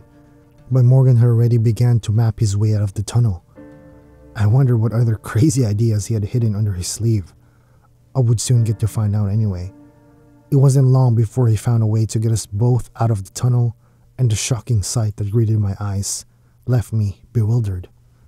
My jaws had dropped when I saw their level of advancement. They lived in flying castles and transported with portals. This was beyond anything I had seen on Earth. Their looks didn't speak much about their sense of development. They looked like devolved species, not unevolved species, and I was baffled at how they had managed to carve out such a massive and impressive empire. We had just barely celebrated our newly found freedom when several spaceships surrounded us. I couldn't believe what had happened. Perhaps the screams of the creature which Morgan had killed alerted them. Morgan knew what was coming. He told me to prepare myself, but even though we were surrounded by the Zodiacs once again, I could still sense hope and a plan masked beneath the seriousness of his voice. That was the beginning of my end. We were both carted away into their central city. I wasn't sure why they kept us alive or what they were planning to do to us, but I knew that Morgan was planning something. A troubling thought strolled across my mind when I was being carted away, but I shoved it off. I had been awaiting for a few hours, and darkness had already blanketed the skies. The clinic guard stood at the door. He was ready to escort me back into my room. Kevin strolled towards him and whispered a few words into his ears, and he disappeared into the dark corridor. "How did you guys make it out?" Kevin asked. According to Morgan, the Zodiacs wanted something from us, but it wasn't in the Hugo spaceship. They had missed it. It was on the first ships to Mars, but they didn't know that. They wanted to know where it was. That's why they kept us in the pit to buy themselves some time. Buy themselves some time? For what? Kevin was now asking a lot of questions. According to Morgan, the Zodiacs are a very inquisitive race and they did not believe in impossibilities. They needed time to enable their technology to sync our language. They wanted to communicate with us. We had gotten out of the pit and killed one of theirs, which angered them even further. What seemed like days soon became weeks, and an endless cycle of torture. I revealed the markings on my body to Kevin. He seemed terrified. "How did they torture you?" I could feel the emotion in Kevin's voice. "They injected something inside of us and had to dig deep and wide into our flesh sometimes. It felt like 1,000 fires burning inside of me. That was the most agonizing form of torture anyone could face. I wanted death so much, Kevin." "What do they want on Mars?" Kevin interrupted again. "I'm not sure," I replied. "One thing I know is that whatever they had come for is important enough to have gained their total focus. I had sworn to discover what Cosmos was planning if I survived and returned to Earth, but I was broken when I returned. I was shocked by how fast time had moved on Earth. I know we had spent quite some time on their planet, but it didn't seem like 3 years. I turned to Kevin as tears strolled down my cheeks once again. "Look at me, Kevin.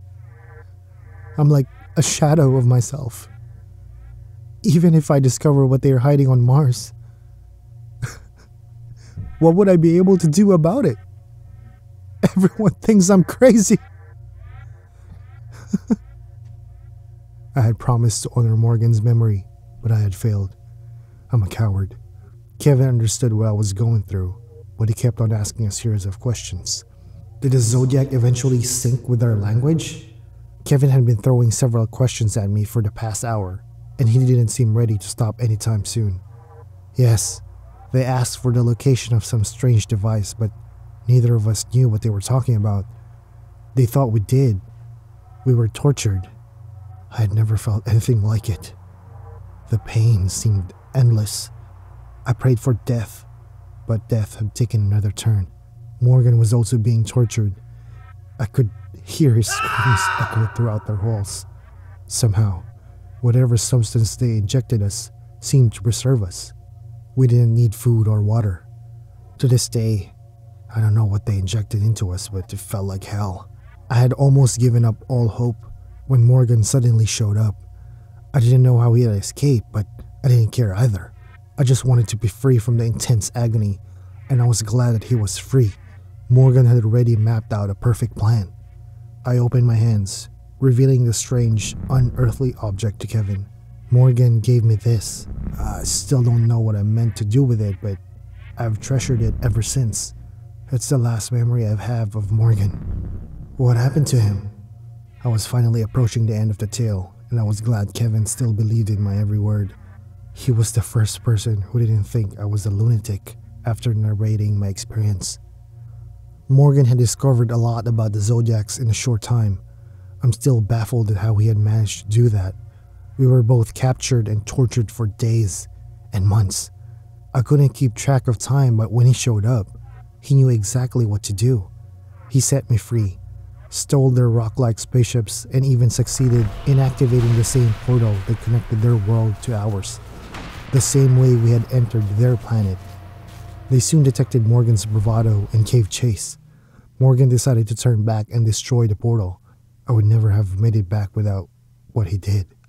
I was still speaking when a familiar figure emerged from the dark corridor behind Kevin. As my eyes shot wide open, I stood abruptly to my feet in shock. Morgan? I stammered. I always had a feeling that he was going to survive. You're alive! Morgan, you're alive! A mix of emotions clouded my thoughts. Joy, disappointment, fear, and confidence. I rushed towards him and gave him a warm embrace. I shifted my gaze towards Kevin in confusion. He knew the question that plagued my heart. He came to me a few days ago. I believe you, Dad. I'm sorry for doubting you the first time. I stared at Morgan once again. He knew I had a lot of questions. I know you have a lot of questions, Neo, but we have a lot of work. He stretched out his hand, motioning for the strange object which he had given me earlier before I escaped from the planet. I handed it over to him.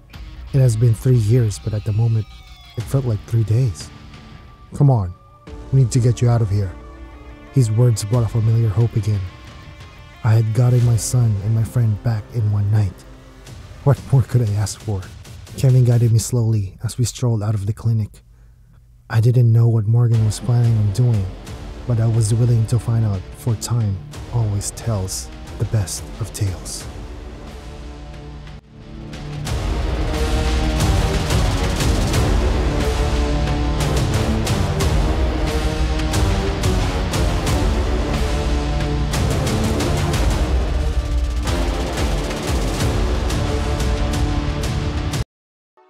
The Dark Cosmos presents, after 800 years, we finally visited Earth. Written by Arinze Williams. Hey Creepypasta fans. It's Thomas, and I'll be your narrator for tonight. Enjoy tonight's sci-fi horror story. Also, if you want to connect and support us, make sure to check out our Discord and Patreon links in the description. And remember, stay cosmic. Council Chamber. Elders of Padav. Never! No one is setting foot on that death trap again! One of the elders said. It has been 800 years. Hax didn't pick up any signal from the Earth. Are you sure of what you are saying, Brody Narish? Another elder added. Mighty elders of Padav, I'm sorry if by any means my request caused any form of anger. Forgive me, I pleaded. I knew the elders were hiding something from the people about the Earth. The only story that was told was how the Earth was uninhabitable and they had to leave. I always wondered what happened to the others who were not so lucky to leave Earth. My father would always tell me that a shepherd never left the herd because one sheep was dumber than another. Narish, you are one of the best soldiers we have. Don't make us regret our choice. Raoun, the head of the elders, said. A doorway portal opened up in the chamber where the meeting was held. All 9 elders stood and bowed their heads. I followed suit. It was the presence of Del that caused their reactions. Del was the man who had built the ship the privileged used to journey to the planet now called Padav, with the aid of a wormhole created by Del himself. Everyone feared him greatly, and also respected him. People called him the Timeless Man, because he never aged a bit. Stand, and everyone stood. I heard about someone planning on going to the Earth, Del said in a tired tone. Yes, Del. It is I, Narish. Narish? Del asked curiously. I knew your father. He was an unusual man. What's the urgency of this meeting? My team got a distress signal from Earth, and I came to seek permission to have a look with my team. Interesting. And what do the elders of Padav have to say about this? We rejected the request of young Narish, Lord Del, Ryun replied. He has my permission to go on this quest with his teammates and report whatever he finds directly to you, Del said. Agreed, Lord Del. They were about to give me a formal authorization when Del took out one of his rings and gave it to me. I was stunned, as was the whole council. Such a thing had never happened before. I would love to see you come back, boy, Del said, with no expression on his face. Sounded like a threat to me, but I couldn't tell. Another doorway portal opened. He walked into it and disappeared. I couldn't understand what Del meant, but the ring I was given was quite powerful because it could open a doorway portal anywhere and possessed great capability for chaos. The elders of Padav were dazzled by the way Del spoke to me. Del was seen as a god. He placed the elders to control Padav, our home after leaving the Earth 800 years ago. Nobody knew anything about Lord Del, not even where he would be from one moment to the next. The only person who had much knowledge of Del was the man himself. And the creepiest thing is, he'd been around since the first settlers of this planet. The elders didn't look like they agreed with the order Del had just given, but they had no choice but to yield. Narish, you know you are making a mistake, right? And if anything goes wrong, you will be held accountable for it, one of the 3 elders said. I smirked and turned to leave the room. Your blood will be on your hands! Ryun shrieked from behind me as I walked out of the council chamber without saying another word. Outside, Pam waited, pacing the hallway lost in her own thoughts. Did they approve the mission, sir? She asked gingerly. We've been granted permission. After 800 friggin' years! Finally, Pam said through clenched teeth. We both knew this was different. The Earth hadn't been walked upon by humans for 800 years, or so they said. Yet deep down I knew there was something there. I walked into my office and sat with a big sigh. Pam had known me long enough to know that I was not feeling quite jolly. You want to talk about it? Pam said as she walked into my office. Pam, I spoke to Del. Are you pulling my leg? What did he say to you? She was shocked. He hopes to see us come back. Are we even meant to go on this journey? Del's statement had puzzled a lot. Don't tell me you're having doubts after pushing this far. Do you think we'll make it? I exhaled. Your guess is as good as mine, she said with a smile. I always found comfort in the presence of Pam. She was more than a friend to me, even though the station wasn't in support of intimacy among fellow agents. But if I could select a soulmate for eternity, it would definitely be Pam. Let's go meet the team. Roger that, sir. Pam and I made our way to Section X, where the team was stationed. Padav is dying. Heard that the oxygen we have won't take us long. a euphonic voice said as we drew closer. They noticed our presence and they all stood up, giving their salutes. "Who told you that, Sergeant?" I questioned. "I was testing my new design that's able to breach strong firewalls to get information and control," Wiley Smith, our tech guy, answered. "The only place with such a power wall is the council room, so I decided to try it there, and I overheard this." "They can't find out. They must not know." We stood in silence as Pam and I pondered what it could mean. Wiley Smith, Dan Dave, Sarah Lars, and Ray Ryan, you guys get ready. We leave in an hour. Whatever the council had in mind, I wasn't sticking around to find out. "Yes, sir," they answered in unison. "Hey, Wiley, stay back, would you? I need you here." "Roger that, sir." "Wiley, thank you for your time. Don't tell anyone about this." I was slowly getting confused about what was going on. I needed answers to the puzzling questions that burdened me. I had always known the elders to do the right thing for the planet. Maybe I was wrong all along. I walked back to my office, pondering on what Wiley had just said to the team. I stared at the ring Del gave me. It was said to be powerful enough to open a wormhole at any time by thought, and also summoned antimatter energy. I held the ring towards the wall as I summoned a wormhole leading to Portsite, a place on Padav where waste and garbage go for recycling. I was astonished by the power of the ring when I stormed out to show Pam how the ring worked. I dashed into her and Wiley chatting. I wondered what they were talking about. "What's going on?" I asked. "Wiley and I were thinking of going to check the oxygen level of the planet, just to be sure we're not getting wrong news," Pam said.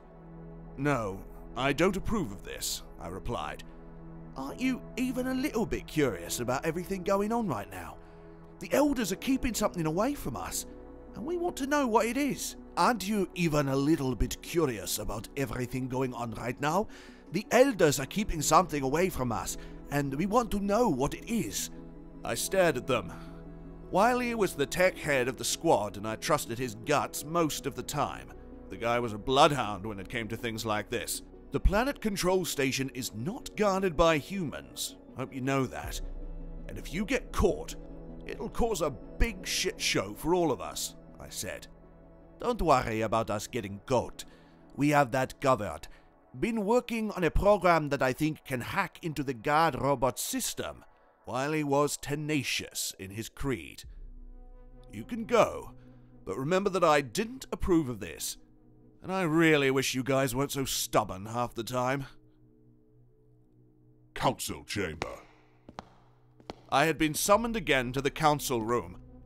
I hoped I wasn't in trouble for letting Pam and Wiley go for recon. The atmosphere of the council chamber had a strange aura around it.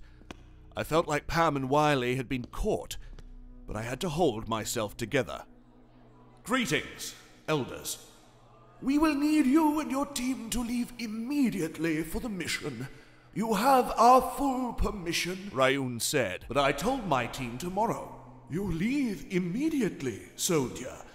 And that's final." "I understand, my elders." I bowed, not wanting to argue with them. "You're dismissed, boy," one of the elders said. I felt something was wrong. I hadn't heard anything from Pam and Wiley concerning their survey on the planet control station for over an hour now. Something didn't seem right. Sector X. Command section. I dashed into the section where the team was awaiting my command. All the soldiers who saw me saluted. I nodded and moved to where my team was. "Where's Wiley?" I asked, heart beating. "We put out a search team for them. They seem to have gone off our radar." "Oh shit," I said point blankly. "Get Ryan and Dan. We leave now." "Sir, what happened to them? Pam and Wiley? Hope to God we come back alive to find out. By the way, we're taking this big boy with us," I said, pointing to the hacks. I didn't know what to think at that moment. I was perplexed. Maybe they were caught. But if they were caught, the elders would have placed a penalty on them already. Something didn't sit right. I had to tell the elders of this incident, even though I suspect that they had something to do with it strongly. You guys prepare yourself for the journey. I'll be back, I said. I knew they had something to do with Wiley and Pam's absence, but I had to seek their help, even if they had a hand in it. I stepped into the council chamber, and deep down I felt like pulling out their heads, but immediately I entered, I went on my knees. Young man, you've been in the council chamber 3 consecutive times already. What the bloody hell do you want? One of the elders asked. Great one. 2 of my teammates were reported missing from duty just this evening. Search droids have gone around, but there's no sign of them, I said. Young man, do we look like we are all-knowing? The case of your teammates isn't one we will consider now. We advise you to take the hacks we'll provide you and your remaining teammates for the mission before we change our minds, Rayun said. I was scared for the first time in a long time. I didn't want to lose my partners. I fell on my face before them. Please, I need them for this mission, I pleaded. They looked so calm about the whole situation. I knew something was off. Hax 544, escort Mr. Narish out of our presence and make sure that mission is taken care of properly, Rayun said. And young man, you have proven to us that you are unworthy of the post we've assigned to you. It'll be a wonder if you make it back alive. I pondered on Rayun's last words as the hacks escorted me out.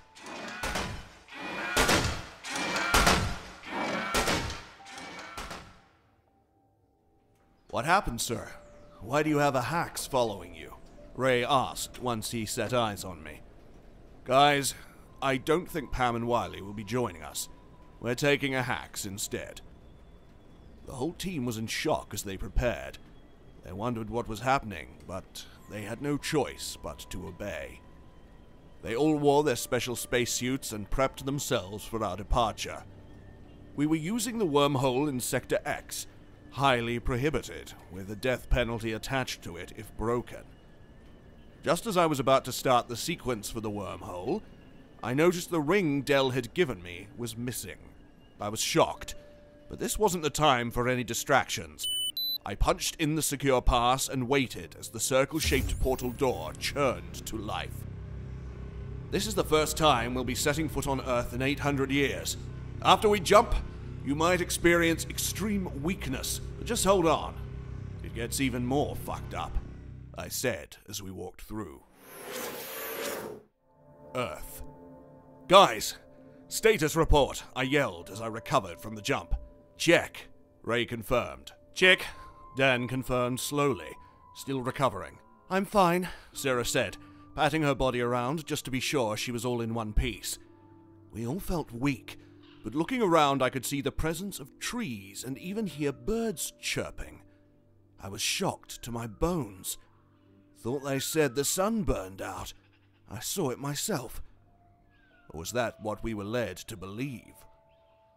Strength was pumped into my body as I sprung up to see more while the others recovered. We didn't get to see much of nature on Padav, so we were dazzled by what we found. Yet the Earth did not look like what I expected it to. I expected the planet to be covered in ice. Destroyed. Hacks, scan the area, see whether you can find anything, I said to our assigned sentient AI. Hacks took the command and began scanning. The others had recovered from the effect of the jump and joined me in wonder of the new discovery. We didn't have birds on Padav. We barely even had an ecosystem. Unidentified threat within close proximity. Permission to terminate. The Hacks alerted in its automated tones. The team was confused but alert. There wasn't anything threatening around as far as the eye could see. Threat about to make strong impact. Permission to terminate. The Hacks said again, with more urgency. Stand down, Hacks. There's nothing here. For a split second, the whole atmosphere was quiet. Something felt wrong. Hacks, Eliminate close threats immediately, I ordered, my eyes darting around for anything out of the ordinary. The team was down in terror as a creature came out of its camouflage and grabbed Ray by the leg. The hacks immediately reached the creature with unreal speed as it decimated the being. The terror was heavy on the team, and they had the look of curiosity on them. They wanted to know more about what they had just encountered. Hacks, what is that? I asked. The creature is called a Yara. What the fuck is a Yara? Dan asked. The Yaras were the original inhabitants of Padav, before Del made a deal with them which cost us our planet. Hacks said. Wait. What do you mean, made a deal? My mind was reeling with questions. The sun was way beyond its half-life and was coming to an end. Del promised the Yaras immense energy from the Earth's core in exchange for their technology. But he couldn't deliver on such a promise, and the Yaras took from the sun itself, draining what was left of it. In the end, the Yaras made a trade, Padav for Earth, and Del took it. And you know all this how? I asked. You're really going to believe this thing? Sarah looked at me as if I was out of my mind. The elders have been hiding something. Even the elders before them. This Yara looks small like a child, which means something bigger lurks around. Threat approaching us in about 20 seconds, Hax replied. What is happening, Hax? Speak to me, I screamed. Threat level extreme. Permission to exterminate? The Hax questioned. Permission granted. The ground began to tremble as another creature dashed out of its hiding and burst into a sprint for me. Activate suspension glob, the Hax said calmly. Immediately, everything within close proximity froze, even the creature. But this particular-looking creature was bigger than the other we'd encountered, and more gruesome-looking. The Hax moved towards the Yara that was suspended in the air. It took out a blade and stabbed through the crown multiple times. Deactivate suspension glob, it said. Everything frozen within a 40-yard radius normalized, and the Yara dropped dead. The team was shocked as to what the Hax had just done. What did you just do, Hax? I questioned. I attended to your request, Commander. The Hax answered. I know that. How did you know its weak point? Extreme threats approaching in 60 seconds. The Hax cut in. We knew there wasn't time to chat. We started moving. Would you mind scanning parameter for any energy supply source, Hax? I asked. Scanning now. The Hax answered. Ray and Sarah, see if you can get eyes in the air. They both reached into their kit bags, pulled out a little pod and threw it in the air. The pod deployed as it went high as a drone. Dan, we'll need you to communicate to the station to report our state. I'm afraid I cannot let you carry on with that order, sir. The Hax said. I'm sorry? What do you mean? I replied. The Elders commanded that everything be reported to Del, not to any other authority. So I'm afraid I will have to block your signal until the Elders deem it fit for me not to. The Hax said calmly. I knew they had the power to bend matter and recreate matter. Nobody knew anything of why and how they were created, but they were extremely powerful. To fight it would mean death. We kept moving. The Hax had picked up an energy supply source nearby in a mountain. My eyes in the air. What are you picking up? I asked. I spot a herd of the Yaras distant from where we are now, and it seems like they're feeding on something, Ray said. Zoom in and find out what they're feeding on, I commanded. Seems like they're feeding on the Earth, Sarah said in a confused tone as she looked again to confirm what she had just seen. Hax, I think it's about time you started talking. What are the Yaras really doing here, and how do you know so much about them? I asked vehemently. The Hax wasn't allowed to speak about anything outside what the Elders had commanded it to say. We waited in anticipation for an answer, but there was no response from the Hax. There. I see the mountain which the energy is pulsating from, the Hax said as it broke the silence. We drew near to the mountain as we noticed a cave which had a lot of Yaras flocking in and out. There was something about the set of Yaras that flocked into the cave. They glowed blue as if they were carrying something into the cave. Hax, I'll need you to have a closer look at the cave and report here, I commanded. Copy that, sir, the Hax said as it launched into the sky. I need answers, and I was sure everyone on the team did too. Could that be the source of the signal we received back on Padav? We knew the Elders and even Del himself were hiding something, and we knew the Hax had answers, but we had to come up with a way to get it to talk. We need to get the hacks to talk before we get in something we don't understand. It's obviously hiding something, Sarah said. Yes, but how do we get it to talk? I mean, it's not like we can force it or anything, Ray added. I think I know of a way. Wiley was working on a chip that would break through any program or wall to get information. He gave one of it to me. I think we can use it, Sarah said.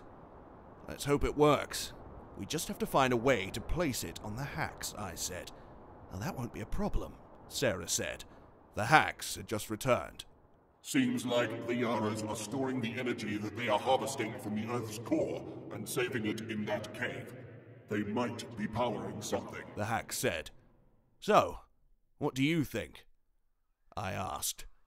I think whatever they are doing should be stopped.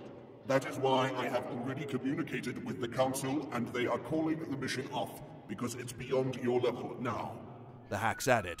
I beg your pardon. This is my mission, I get to call the shots, I said, letting my voice go wild a bit. Commander, I'm asking nicely for you and your crew to leave. We will handle this, the hacks added. Sarah, now! Ray screamed as she placed the chip on the hacks' artificial skin. She had been standing behind it the whole time. It immediately powered down. We gathered round to see what had happened. It began to reboot. The chip had wiped out the encryptions the elders had placed in it. I knew it could speak without restrictions now. What do you know about these creatures, hacks? I questioned. They were the original inhabitants of Padav. Did the sun really burn out? This question would change everything.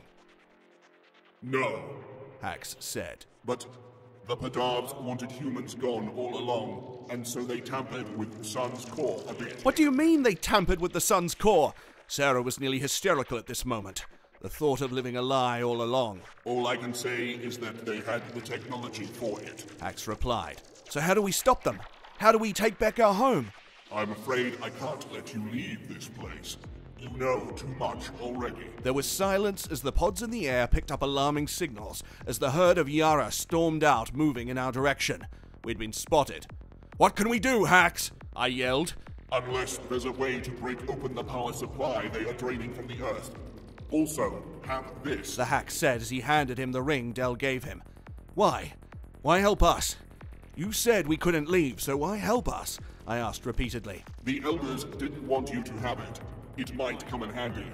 I'm afraid my encryptions are being placed back by the elders, the hack said as it shut down. Guys, gather around, I screamed. As we gathered around, I used the ring to open up a portal to get to the cave. We stepped into it as the Yaras raged towards us. Immediately we appeared, all our gadgets powered down. You made it. Too bad you won't make it back, a euphonic voice said from behind us. It was Del, and he seemed to shift back and forth from human to Yara. At this point, he wasn't as great and powerful as we saw him on Padav anymore. This is the future. You can't do anything, everyone on Padav will die. Humanity will be obsolete, Del said, as the Yaras around the cave launched at us. They had lost all hope of what to do. There wasn't any way they could survive or even help the people. Our whole life on Padav was a lie. The Yaras were tearing them limb from limb, and I was next. I had only one trick up my sleeve, or rather, my already bleeding arm, but it would kill us all. I could use the ring to create just one drop of antimatter this close to so much energy I could obliterate the whole Earth. Well, nice knowing you, Del! I shrieked as I pulled the cap off the ring. A move Del wasn't expecting. 1, 2, 3. Everything seemed to freeze as if nothing had happened.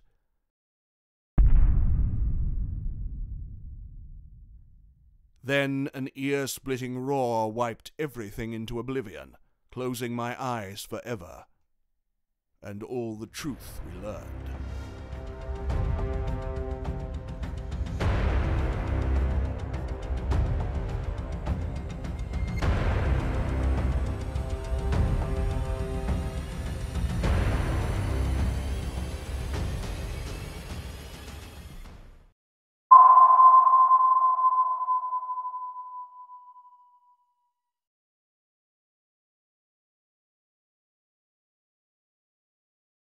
is going on? My head is killing me.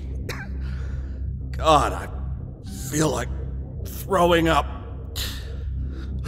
Keep it together, David. Breathe. Okay, I just need a glass of water and some painkillers. I just need to open my eyes and get out of bed and... What the hell? Jesus Christ! It wasn't a dream. What is this? Where am I? Oh no. No. This is bad. Who are these people? Right. I think I know them. But they're all sleeping on a pile on the ground and I'm the first one to wake up. Who put us here? What even is this place? God, it's freezing. Cold. Hard. Metal feels like I'm the freezer of a morgue. Even standing up is difficult. Legs cramped. Still dizzy. But I need to figure out where I am and how to get out of here. Look, it seems impossible. Wide room. Bigger than a small apartment. Zero furniture. The floor, walls and ceiling is the same pattern of these metallic panels. It looks like a door on one of those walls, but I can't figure out a way to open it. Let me listen. I can't hear anything. Wait, there's a ventilation system on the ceiling, but it's impossible to reach. It's over 10 feet, it looks like. One thing's for sure, though. The air is cleaner than I remember ever breathing on our sad, rotten little Earth. Is this some kind of trick? Something played on me by one of these people unconscious on the ground. 24 hours ago. Did you hear that, miss? I have more important things to do than wait for your boss. I'm not sure if I'd call him my boss, sir. The world is in shambles. Nobody really needs the last specimen of what was the billionaire's race. Well, I mean, don't tell him I said that. Oh, I shouldn't have. See, he's only my friend, and I... Get to the point, young lady. Well, my name is Rachel, and... David, hello. Hey, how are you? How have you been? Hold on, let me take this off. Annoying, stupid thing. You're lucky to have that kind of mask, you know. It's probably the last of its kind. The reports tell us that the contaminated air is #1 killer at the moment. Even worse than the rebels, if you can believe it. There's at least one dead body in every corner of this town. To think that we're supposed to be the lucky ones. The survivors. Shut up, man. You don't have to tell me how screwed up we are, okay? I know it. I know this is hell. We're doomed, there's no God, no hope, and nobody's coming to help. I know. That's why I want to leave, but I need your help. You're the closest thing this sorry excuse of a town has for figure of power. This again. I told you, Jackson. The last of the spaceships departed Earth months ago. There's nothing left. No way to leave this dying husk of a planet. So I suggest you either learn to live more humbly and share the last of your meaningless fortune with the poor souls around you, or do like them that didn't see the point of living and... There's no need to get so dramatic. You and I, David, we're not so different. Don't you remember? All political leaders fled the planet, left you behind to handle this sad survivors camp. My family bought an entire spaceship, left me here behind. You want to save these fools that look up to you, and I don't want to be like my family. They're getting impatient. They need a leader, a savior. Don't you want to be a hero? What do you have? A prototype. It passes safety protocols, but it just wasn't profitable at the moment. It's collecting dust in an abandoned hangar. It only needs a pilot, and passengers to take away from here and towards a safe place. Freedom. A life. Everything we all want. Right? Back in the present, in the mysterious room. What the fuck? What is this? Where am I? What did you do to me? Hey, calm down, man. Don't put your hands on me. You got 10 seconds to tell me what exactly is going on, or I'll make sure you don't get to speak a word ever again. Let me go!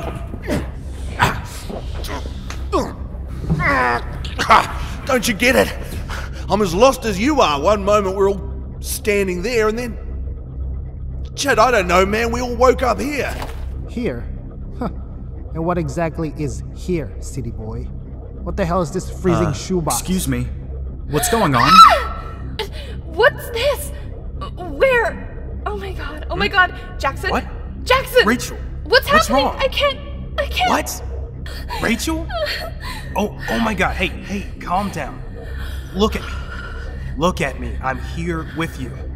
You're okay. Come on, babe. Breathe. Don't. Do not call me babe. Sorry, I didn't mean... Where are we? What's he doing? He found the door. He must think he can kick his way out of here. David, where are we? What is this? Can everyone please stop asking the same stupid questions? We don't know. We just have to get out. Why? What happened? Are we in danger? My family. Where's my family? Are they in here? Listen, has anyone seen my family? I need to be with them. I have an entire community that depends on me. So, are you going to help me escape this place or not? Sure. I can try. Is she okay? Ma'am, hello? Let it be, miss. We need to focus on finding a way out of here. Okay.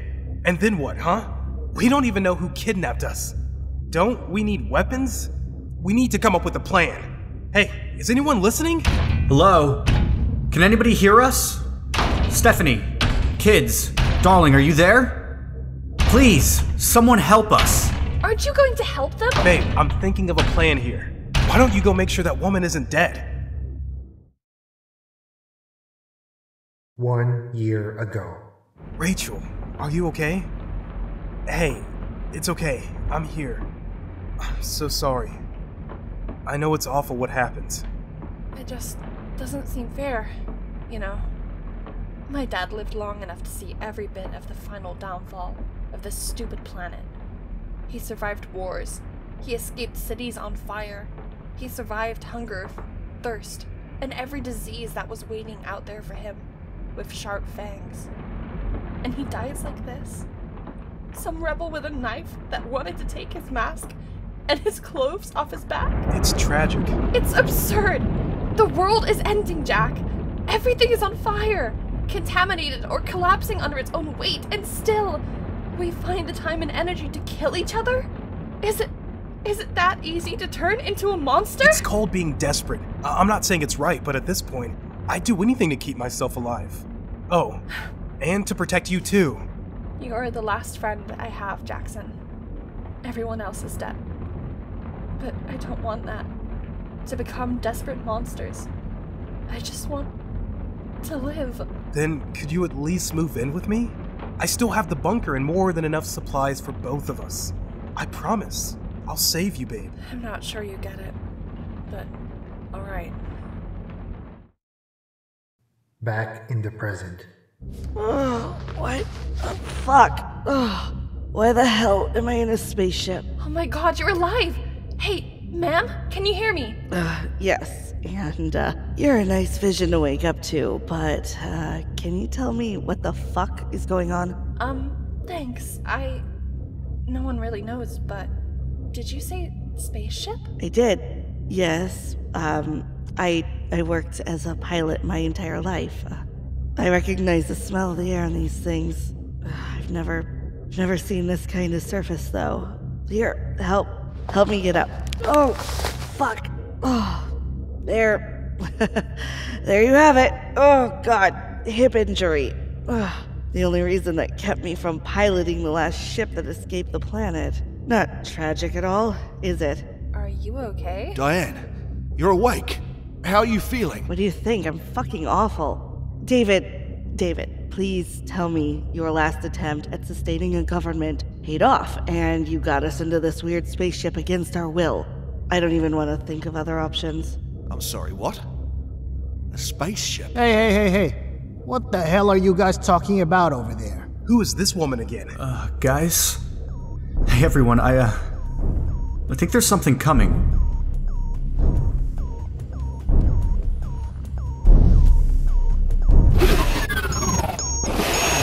Shit. What are those things? Oh my god! Oh, hell no! You won't catch me alive, you ugly ass motherfuckers! Look! You killed one! Gross. I think I'm gonna throw up. Just shut the fuck up and try to help them. They're too strong! Grab one of the fallen weapons! Rachel, don't! Don't tell me what to do. No, I got this.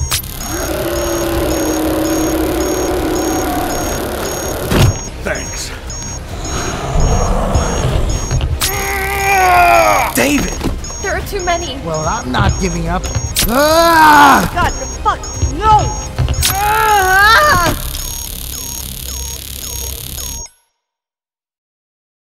3 months ago. Shh, it's okay. Please don't cry. Look, if you cry, your mom will cry, and that will make me cry. You want to see your old dad crying? Come on, I look so ugly when I cry, kids. Please. Now, that's better. Kids, I need to stay here with your mom, okay? Be very quiet. Stay still. And no matter what you see or hear, don't move. Don't make a noise. Never under any circumstances take off your masks, okay? I'll come back in a minute. I promise. Alright, here I go. That one up there is the last house for a good stretch of land. Please, God, let it be empty. We're running out of supplies. The kids have started to cough. We desperately need shelter and... Ah! You have 5 seconds to get out of my property. I'm sorry. 4 seconds? Please, we're desperate. I have a wife and 2 kids with me. 3. God, please, I'm begging you. We're going to die out here. 2. Please, just one night. God damn it, just let the kids drink a glass of water, please. 1 night. That's it. Fuck, why did I do that? I said no more guests. They always lie, cheat, betray, steal. I fucking die in my arms. What the fucking hell am I thinking? I really can't let them stay one more than a night. What, 1 week at most. Fuck, I don't care if he has children. I really fucking don't. I think, god damn it, I think I'm fucked. Back in the spaceship. Stephanie? Stephanie, are you okay? Who's Stephanie? You can talk. Get away from me, let me go. What are you? Hey! Hey! Over here! Oh shit, it's you. I thought one of those things was talking to me. Are we in? Laboratory, it seems. You were just dreaming. We're all starting to wake up. If those things understand us, they don't want to talk. One of them just stares at the screens beside our beds. 2 of them stand by the door. Look at them. Like giant, slimy insects. I'm going to crush them one by one. Please, don't do anything rash. Don't tell me what to do, city boy. Shit. It wasn't a nightmare. Oh my god. We're all going to die. Come on, Rachel, calm down. Freaking out won't help us. Is she okay? Why is she still sleeping? Well, she was drunk when we met her. I doubt that alien anesthesia is the only drug in her system. Hey, don't be rude. A little bit of respect, please. She's had a rough time. We all have. Anyone still alive has been going through a hell worse than dying. Wait, now hold on a minute. Did you say alien? Are we sure that's what we're dealing with? I don't know, man. Maybe these screeching 7 feet tall monsters are completely normal things. Diane did mention we're on a spaceship. Yeah, I fucking did. Thanks for listening. Now, can we please come up with a plan? A plan? Oh, I have a plan, alright. Kill each and every one of these motherfuckers before they kill us. Oh yeah? And how do you plan to do that, tough guy? They already knocked you out once. Listen here, shithead. I'll kill you too if I have to. So, don't get in my way, understood? Jesus Christ, you really are like children. Okay, but suppose we can fight these creatures. Then what? Well, seems to me we'd have a spaceship all to ourselves. And, likable or not, we do have a pilot among us. Don't even think about it. Why not? You could be our savior. I appreciate your faith in me, sweetheart, but my savior days are over. I fucked up my only chance. I didn't get to pilot a regular ship. What makes you think I could fucking figure out an alien one? Because you're our only hope. Because we need to survive. Fuck. I really, really want to live. I don't know. Hold on. Now what? We have a spaceship. We have a pilot. We have a chance that we thought we'd never have. But maybe this isn't about us. Have any of you stopped to think about the people we've left on Earth?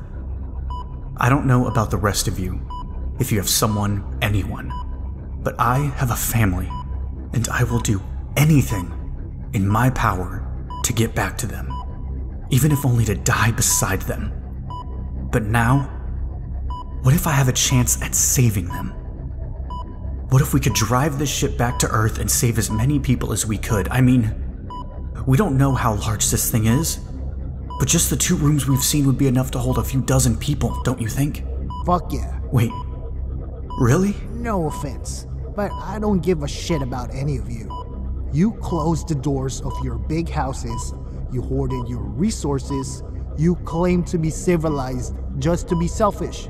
You forgot about everyone but yourselves, and you cursed and attacked those of us that did whatever desperate thing we had to do to survive. You don't know what it is to kill feral animals with your own hands, climb out of the rubble of fallen houses, the taste of decay and human flesh in your mouth, and have brothers and sisters die in your arms? But I do. I have my own messed up family down there on Earth. They depend on me to survive. They were waiting for my instructions. I never promised something better, but I swore I would fight by their side until I die. I'm going back for them, for my people, and for this random guy's family. You can join us, or you can be the first ones to die. I'm not dying. None of us is dying. I know I haven't always made the right choices. Nobody makes it to the end of the world alive without a few sins in their past. But I took responsibility, and I accepted the role of provisional leader to help the people around me. There are so few of us left, but we have a community, and they deserve a chance as much as any of us. I'm going back. We all are. Is everyone serious right now? What do you mean? We are literally pinned down on lab tables, and you guys are planning to what? To save humanity? Look at those monsters! They could snap us in half if they wanted to. Don't they look hungry? Thirsty? Evil? What do you think we're here for? They're going to open us up, and they're going to feast on our organs. They're going to make us watch. They're going to cut us into tiny little pieces and figure out what we're made of.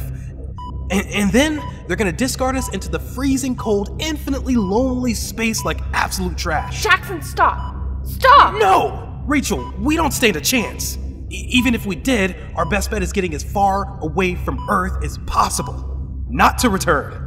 We finally have a chance at survival, and these people want to waste it in some noble cause. Aren't you desperate for salvation? Weren't you desperate enough for a purpose to follow me around like a lost puppy? You wanted a life, Rachel. You don't want to be a hero. Shut up!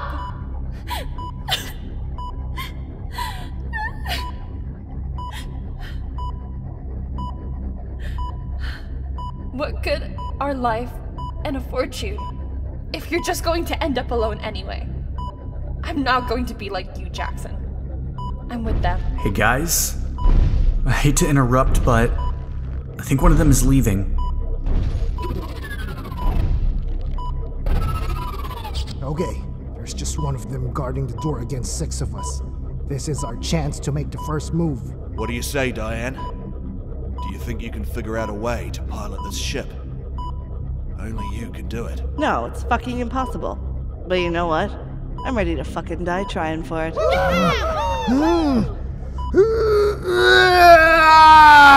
He's free. I'll deal with the big cockroach guard. Free yourselves and find a way to lock this door. Now! 12 hours ago. Okay, team. Everyone still with me? Yes. Good. Okay. I need you to listen to me. And listen carefully, because this is a big one. Understood? We're the last honest predators in the world. In the remnants of the cities, they call us rebels, officially. But we know what they really think. They shunned us and they exiled us. They disapprove of our methods of survival. They look down on us and believe they are superior just for what they think is staying civilized. Well, they don't care about our lives. We don't care about their rules. There's an earthquake, we crawl up from the ruins. Feral animals try to take over the cities, and we slit their throats and wear their furs. We don't take sides in any war. We take advantage of the chaos. We kill what we have to, steal what we want, eat what we can, and survive in any way possible. Sir, yes, sir. Well, time to get some supplies. Do you guys see that big house behind me? I've been there before. It's just one woman, and I think she's injured. So, piece of cake. Let me take care of her. Then, we can go in and take shelter for a while. Even outcasts like us deserve a roof over our heads. Alright, wait for my signal, okay?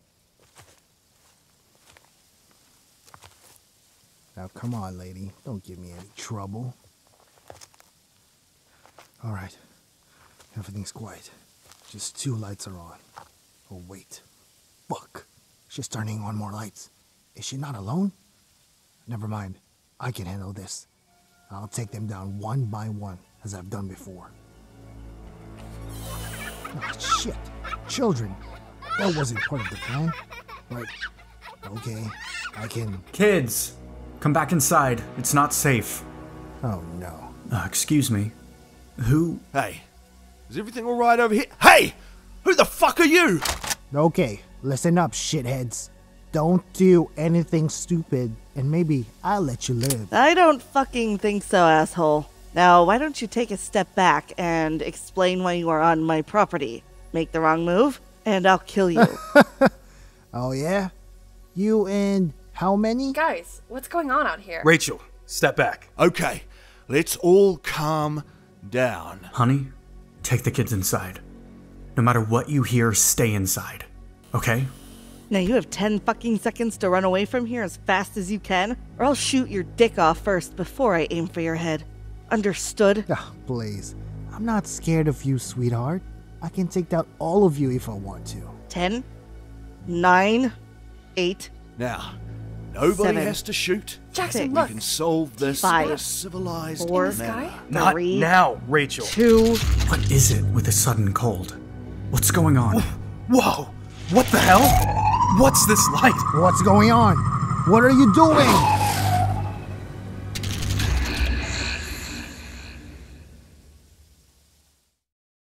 Back in the spaceship. Good job. Thanks. No hard feelings about... What? Attempting to take over my house? Threatening to kill me and my friends? No, it's all good. I figure we're more useful to each other alive right now, right? Fuck. You're like a feral dog, but you strike me as loyal. And do we have any other option but to trust each other? Right. Can you figure this out? Careful, lady. Oh shit, sorry. Well, it's certainly more powerful than any other taser I've seen, but the basics are the same. I trust it can take one of those monster fucks down, but we're going to need more than this. How are things going with the door? Good. It's not good. We can pile as much junk as we want in front of the door. It's not gonna stop them from barging in and eating us alive. Hey, this makeshift barrier can buy us precious seconds of life. This can make the difference between life and death. We need to try everything we can. I'm going to go back to my family. Whatever. Any luck figuring out their language? Obviously not. It's impossible to understand these signs, but luckily it's a very descriptive interface on the screen. Everything has pictures. Us, the test they were going to do. And there's a map we're trying to memorize. This should block the door, I think. They could probably open it themselves from outside, but it's something. They don't have fingertips. You basically have to punch the screen to equal the strength of their claws. Wait, Rachel, you said something about the test they were going to do to us? Yes, take a look. These are pictures of, well, they look like torture devices to me. It's disturbing. You're fucking shaking. Come here. Jesus Christ, is that like a chainsaw? I didn't know you could combine a mallet and a scythe. What kind of tests were they going to make? Turn us into a pulp and put us into test tubes? Stop acting like babies and focus. These aren't just toys. These can be weapons. If we can find them, we might stand a chance against. Oh no, you're not getting in. Quick, let's find those weapons. They aren't here. We moved every table in the room. Could it be under a secret door or something? Try every button. I'm trying! Come on, Rachel. You've got this. Got it! Where did that come from? Who cares? It's a lot of weapons. Take a pick and fight for your lives. Now! They're almost through the barricade. Get ready. Remember, they're just disgusting giant bugs. Nothing to be scared about. Fuck! There's plenty to be scared about. Here comes the first one. I got it. That was a good one. Watch your back. We got this. Keep it up. Push forward. Let's get to the hallway. Let's go, let's go, let's go!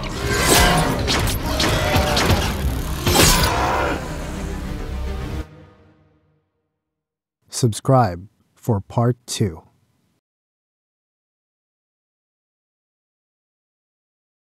"16 hours ago.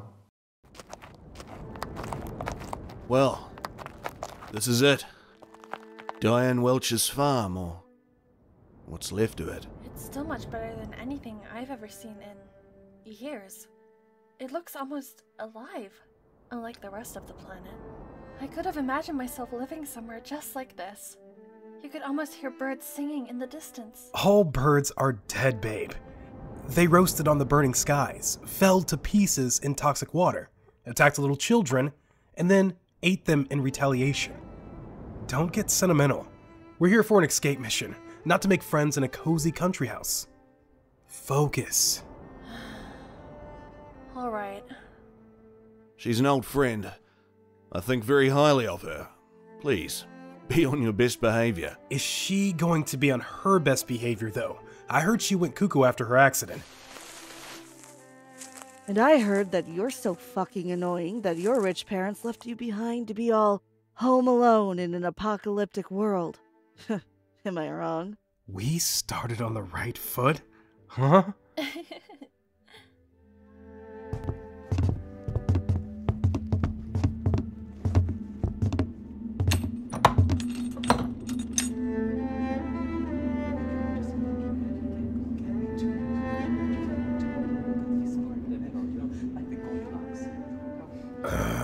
I'm losing my patience here. David, I talked to you about a very secret project, and you've brought me to another damn survivors camp. Hey, careful.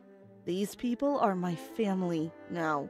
If you want a pilot, you'll have to take all of us. I thought you wanted us to leave. Shut up. Come on, Jackson. Be reasonable. I know it's your ship, but we have an obligation to save as many people as possible. I have a responsibility. I shouldn't even, but... I mean... Anyway, there is space, Jack. I don't think any of you understand the gravity of the situation. Listen, I want each and every one of you to listen to me very carefully. Do you want to believe that I consider myself better than all of you? Fine, I sure as hell do. But like it or not, if we are still alive on this earth at this moment, we have a lot in common. None of you could look me in the eyes and tell me you haven't escaped a natural disaster of biblical proportions. The earth shaking for long minutes until you're sure it's never gonna stop. The rain melting through the rooftops, the walls, the concrete, and people's eyes. Or you haven't seen animals die or kill in completely unnatural ways. A blinded pack of wolves through the city. Crows that caught fire slamming through the windows. Cats and dogs puking acid that burns through the clothes. I would bet everything I have that you all have lost someone that you love dearly, and your grief is a ghostly beast. I would have to venture into saying that most of you have had to kill to stay alive this long. Am I wrong? We get it. We're doomed. But isn't that all the more reason to try to help others? It only means we have to save ourselves as quickly as possible, no matter the price. You know what? I don't care. You want to be selfish monsters, fine by me. Just go away quickly. I have a family to take care of, so if you'll excuse me, my kids are in the backyard and I heard a strange noise, so... A strange noise? I don't like that. Let me get my gun. Okay, let's take it easy. There's nothing outside. What's the worst that could happen? Back in the spaceship.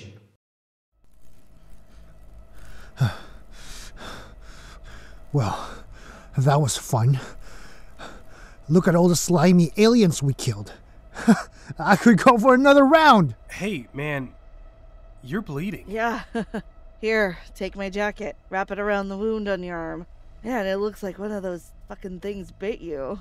Don't give me that look and accept the damn jacket. Look, you're no use to us if you bleed yourself to death, right? Okay. And what now? We have no time to lose. We don't know how many of those things are in the ship, so I don't think we can plan to kill them all off one by one as some of us want. We have to reach the pilot's cabin alive, set course back to Earth, and try not to die in the process. Everyone in agreement? Yep, good as plan as any. Yep. According to the map we found in the lab, the ship is kind of oval-shaped. We must have woken up in a storage room at the back. Now we're closer to the middle. If we take this hallway, eventually we have to reach the front of the ship where the pilot should be. Is no one gonna suggest hiding and hoping for the best? Try to earn the aliens' trust so there's no need to fight? Oh, I know, better yet, let's kill ourselves before they have a chance to do it. Come on! I'm exhausted, and my hands are stained with this greenish blood, and I want to puke, and... Shut the fuck... Jesus Christ, shut up. I really want you to never speak again. But also, there's something wrong. I hear it too. It's barely there though. Like an echo. Fluttering. It's as if a moth had crawled inside your ear and was moving around in your brain. It's getting closer. Everyone, grab a weapon. This thing has a heartbeat. I think the fucking devil's coming for us. You wanted to scare me. Fine, I'm scared. What's going on? That can't be good. Guys, the floor is shaking. It feels like the walls are closing in.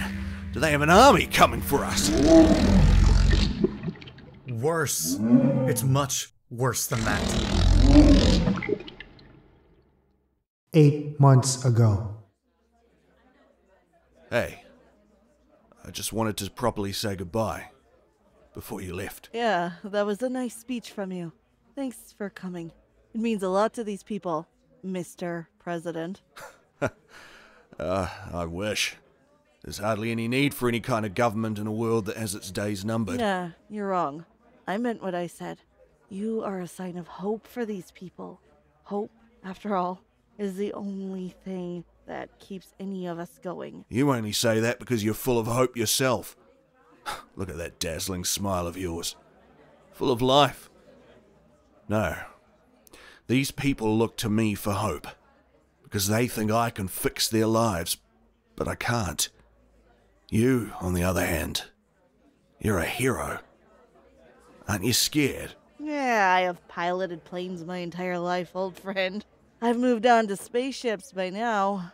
In no time you'll see me piloting the next ship away from this cursed planet. Taking this one plane to and from a safe location will be a piece of cake.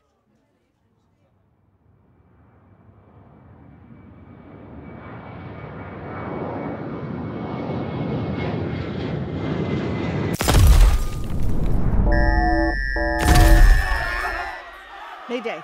Mayday! Can anyone hear me? Mayday! Mayday! Please, someone! Is anybody there? God damn it! I'm begging you, please. Somebody! Is anyone listening? There has to be. living soul out there that's listening. Please.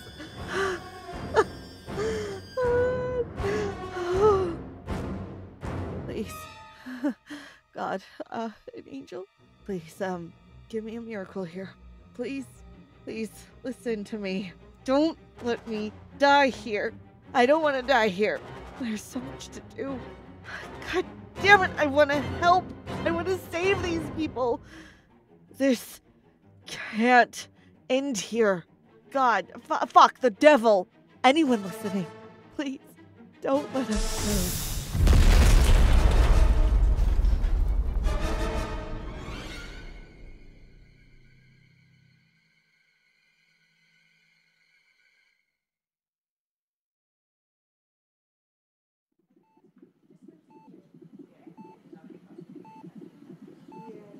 What are you doing here? I wanted to see you. I needed to check in on you. I know it was horrible. Diana, I'm so sorry.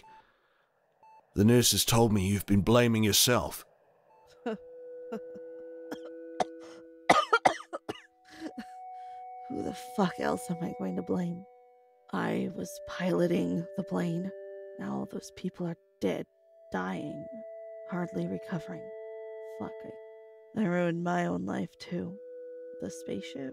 Yeah, that's leaving tomorrow. Fuck, I should have died in that plane. I should have died. I should have... I was a fool, David. There's no point in fighting a doomed destiny. We're all gonna die on this rotten fucking planet, and fuck, it's fucking time we embrace it. Back in the spaceship. Run! Run as fast as you can! Don't think, just run! Yo, what the hell is that thing? It's just like the others, but the size of an elephant. Hundreds of eyes, deadly claws, dozens of legs sharp as swords piercing through the metal. Jesus Christ, I think that beast is actually drooling for us, oozing gray bubbling liquid. Oh my god. Don't let it catch you! Run! I can't. What? I can't run. I can't. What? It hurts. God fucking burns too Oh badly. my god, your injury! Hold on, Diane. Please keep going. I'm sorry. No, I'm not letting you. I have an idea. Are you ready? Watch my back. What the hell are you doing? Where does this fucking hallway even lead to? Just trust me. And keep watch for regular-sized aliens. They're coming after us. Gladly.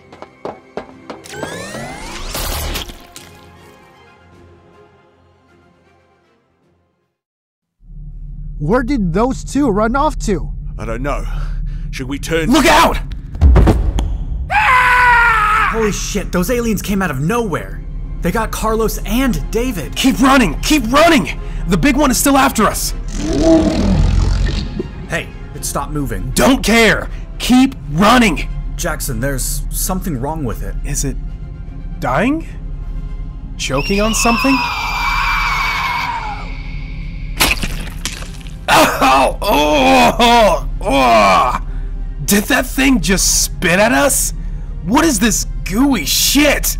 Oh my god! I can't move! Oh, no. I can't die. Not like this. Stephanie, my kids? No!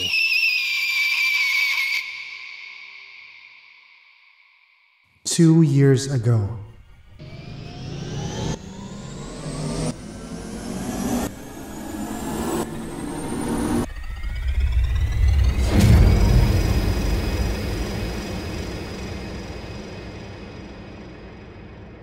Jackson! They're gone. They're all fucking gone. I can't believe it.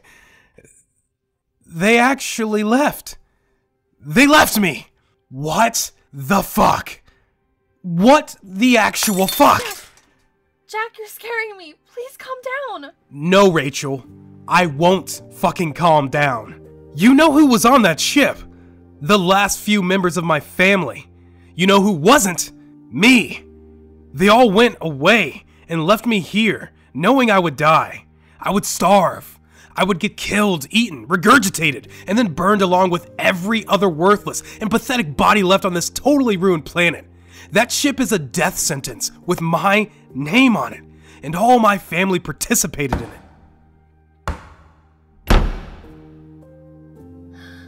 Great.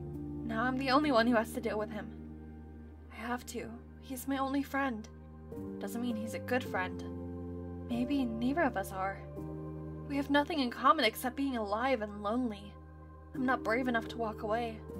He wasn't brave enough to face his family. Someday I will tell him. I'll look him in the eye and say, Jackson, your family didn't leave you.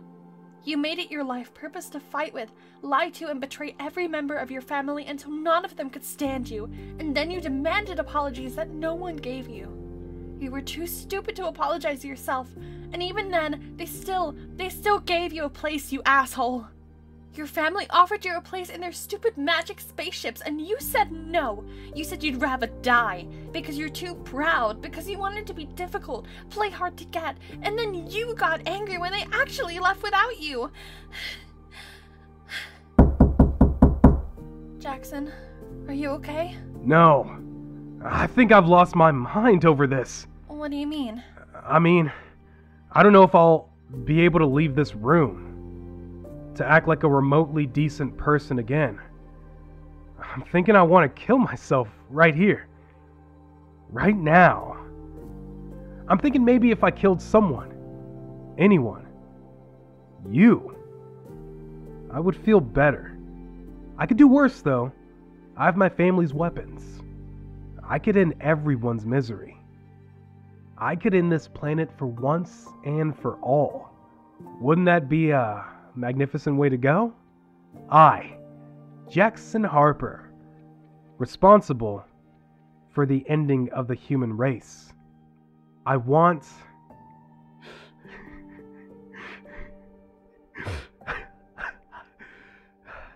I want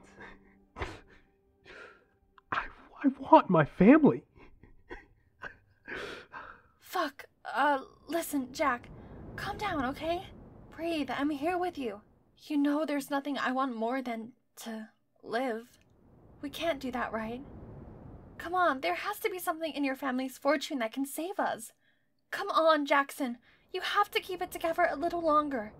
Can you? Back in the spaceship. Rachel! Hurry up, there's more aliens coming, and I don't know if... Oh my god, is that some sort of car? That's fantastic. I could kiss you right now. How did you even know? I told you, they had a very descriptive map. I just need to figure out how it works. I don't have 8 legs, but I don't see pedals anyway. Could it just work with the touchpad? Did you just crash our alien car? Don't laugh. It's not easy, okay? I think I got it now. I really hope you do. The aliens are coming. Can you hold that weird alien weapon while I drive? Yes, just drive. Rachel! They fucking jump now? Diane, there are too many of them. They're too evil. I can feel their eyes, cold and soulless, staring at me from every corner of the ship. I can feel them breathing down my neck, like spiders crawling all over my skin. Their dozen legs all over me. Their claws pulling me apart. Little bloody pieces. Cracking bone. Splashing blood. Rachel, hey. Calm down. I'm here with you. We're going to live, okay? We're gonna make sure of it. I promise. Just drive, Rachel. I have your back. Take us to the pilot's cabin fast. Diane, we're almost there. You're doing a great job, but they keep coming.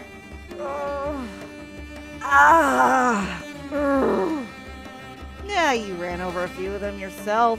That was nice. Now we're going to need a distraction. What are you doing? I got it. I know what to do. Get out of the car. This is our distraction. Fucking what? The car. Let's blow this baby up. Let the fire and ruins block the hallway. Hey, city boy, are you okay? I was abducted by aliens with 6 other people, and it somehow got worse. We're in a small room locked in a cage while that monster watches over us. Look at it, Carlos. A dozen legs, thin and quick. Are those spikes or hair? It's revolting. We've killed a few, but we haven't gotten to see them so closely, so calmly. Look at its scales. Surprisingly fragile, but no less disturbing for it. I think they're already bleeding from the cracks between their scales. Imagine your entire body constantly bleeding, leaking that roiling, slimy liquid as it drips down like drool. And that smell. God! They're half dead already, I swear. The lifeless corpse of demonic cockroaches. And they captured us. They got us. They're gonna pierce through our bodies with their antenna and we'll rot just like them. You have to stop. What? You think we stand a chance? Shut up, you ugly fucker. We're talking. Hey, you said so yourself, David. They're surprisingly fragile, and they're dead roaches, not human. There's only one of them against two of us, and not a lock on the cage. They're underestimating us. Really? Do you want to get out of here, or not? You want to get back to Earth so badly? Tell you what, if we get out of this alive, I promise to behave a little better when we get back to Earth. I won't listen to you or obey you, but we can work together. Maybe civilization isn't doomed yet. Let's do this.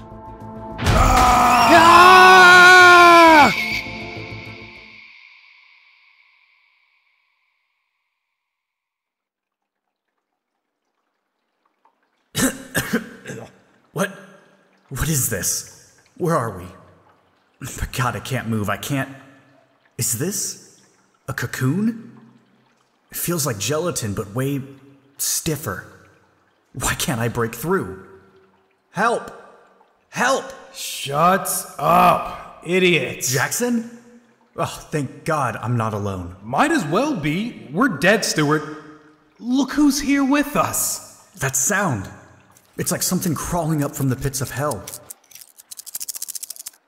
The monster vomited this gooey substance. You fought so hard that it hit you again and you passed out. It took us in its mouth. That terrible, unsteady darkness. God, I swear there were a million other things moving and agonizing there with us. It was so cold, Stuart. It was so bad, I was glad when it spit us out and got us stuck here on the ceiling. It's a huge room. It's the beast's home, I think, and we're not alone. What? Who? Humans, animals, aliens, ghosts, I don't know. The only thing clear here is that we are that monster's next meal. No. Don't fight it. There's no getting out of hell. Embrace it. What are you talking about? No. I refuse to give up. I said I would go back for my family, and I will. Are you with me or not? Don't you want to live? What about Rachel? She doesn't want me in her life. My family didn't want me in theirs. Fuck, not even I would want me to be around. Death would be a mercy at this point. I should be grateful. This was at least more interesting than dying on Earth out of sadness and desperation like everyone else. Is this who you really are? Is this how it ends for you? Listen, there's still... Don't you dare talk to me about hope. If I help you escape, will you shut up and leave me here? I couldn't leave you. The monster is walking back and forth from one of the rooms to the other. I've been so lifeless that it didn't even bother with me. One of my arms is free. Falling from here would kill you. But if we fall on the monster and one of us manages to escape... Are you serious? Here it comes. Count to 10. Pray that the other victims don't catch you on your way out. Ready? I'm ready. 1 year ago. I'm sorry, man. You didn't deserve to die. You don't know me. I don't know you. But there's a group of people that depends on me. Good people. They're desperate, but they're my family. And whatever I can steal from you right now might keep us all alive a day or two longer. So, I had to do it. If I meet you in another life, in heaven, or most probably in hell, I'll owe you one. I'm sorry. Get away from him! Oh, shit! Dad! Oh my god, Dad! Why? How dare you? Come out and show your face! Yeah, I have a gun too, motherfucker! Show your face! Oh, shit, I didn't... I didn't see he had someone with him. Maybe I shouldn't have... Shit, but I needed to. Ah! Where are you, murderer? Come out and fight me! Kill me too, I don't care! He was the last person I had! He was the last good person in this hell of a planet, for all I care! And you killed him! You killed and robbed him! What are you? An animal? A monster? You beast, come out and face me! How dare you? How dare you do this? As if the world hasn't ruined enough already. Is this how it ends? Turning against each other like this? Not surviving together, but feasting on each other's corpses to make it through? Come out! How dare you? How dare you? Oh, Dad. Back in the spaceship. Why do you think they haven't attacked us yet? I'm guessing they don't have cameras. Or they might have bigger problems than two women staring through the window at their pilot. Well, have you learned enough just watching? Let's fucking hope so. As you mentioned, it is a very descriptive interface. They seem to have modeled the system after their own image. If you can understand the mechanics of a flying insect, this should be manageable. Anyone can do it. Not anyone. I think you're here for a reason. Shh! There are footsteps coming. I'm ready. Wait, I think that's David and Carlos, and oh my god, they look like a fucking mess. Carlos is almost missing a damn arm. Their eyes look crazy feral. They have more wounds than I can count. They're covered in blood, and it's not just theirs. But hey, we've kept our weapons. They captured us. I lost count of how many of these monsters we killed on our way here. Are we ready? Where are the others? I'm afraid they haven't made it yet. What do we do? No need to worry now. Look. Is that Stuart? Did he just fall from the ceiling inside the pilot's cabin? Shit, look, he's gonna kill the pilot. Nice. Rachel, Diane, get in and turn this thing around back to Earth. Piece of cake. Good job, man. Nice. Where's the other one? The rich kid. Hey, I couldn't. He said... No. I'm sorry.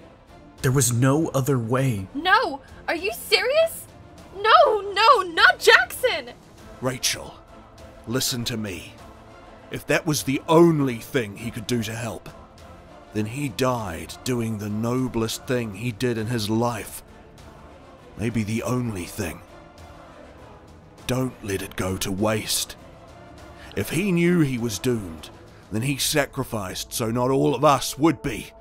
Now the three of you get in there, go back to Earth, and live the lives we all fought so hard for you and the rest of humanity to have. Understood? David, what do you mean? You're fucking not... What the hell do you think you're doing? All this would have been for nothing if the aliens broke into the cabin and kill us all before we land. You stay here. David and I will guard the door. No questions asked. You guys have families, purpose, and passion. Stay generous. Don't abandon my people. Rachel, I owed you one. Now, goodbye. Don't fucking try to stop us! What? Wait, no. Don't fucking do this! We can do it together. Should we try to join them? Look, they blocked the door with one of the weapons. I'd say if you wanted to stay awake, don't touch it. Alright. I'm tired of people dying. I'm tired of these sick and disgusting fucking aliens, and I want to go home. Ugh. Okay, don't touch anything and do as I say. We're Going back to Earth. Expanding the view of the satellite view. Still in our solar system. Previous stop, Earth. Setting the course now. Hang on.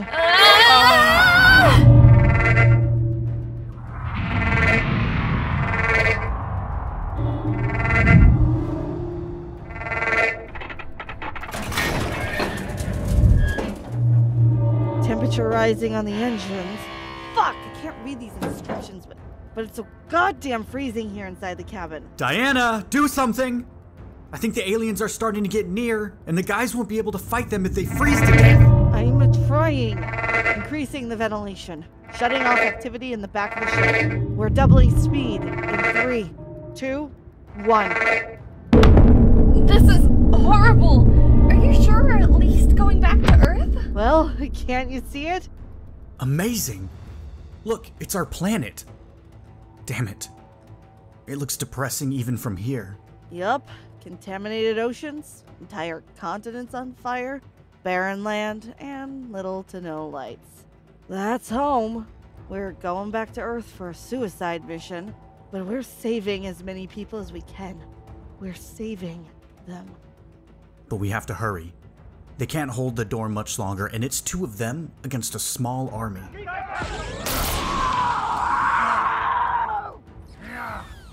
Diane, we're not gonna make it. We have to. We have to make it. Come on. Increasing power. Activating auxiliary engine. Listen, this is impossible to fucking decipher completely just like this. It doesn't make any sense. We might freeze. Fuck, we might start to lose oxygen. Just pray I manage to land this thing safely. We're doubling speed again. In 3, 2, 1.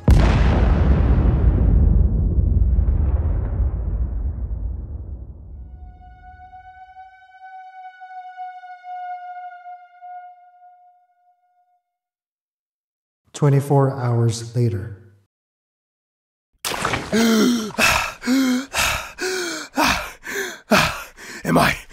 Am I alive? Everything hurts. Please. God, let me die quickly. Stop dragging this on. And on. A bird? Oh, I thought they were all dead. Oh, it's a nice melody to die to.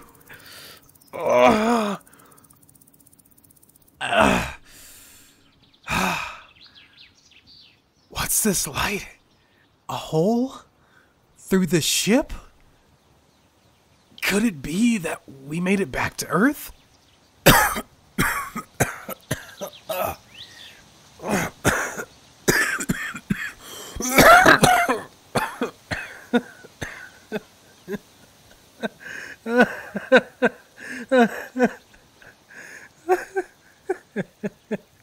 Oh, they're all dead now. This time, they're all going to die.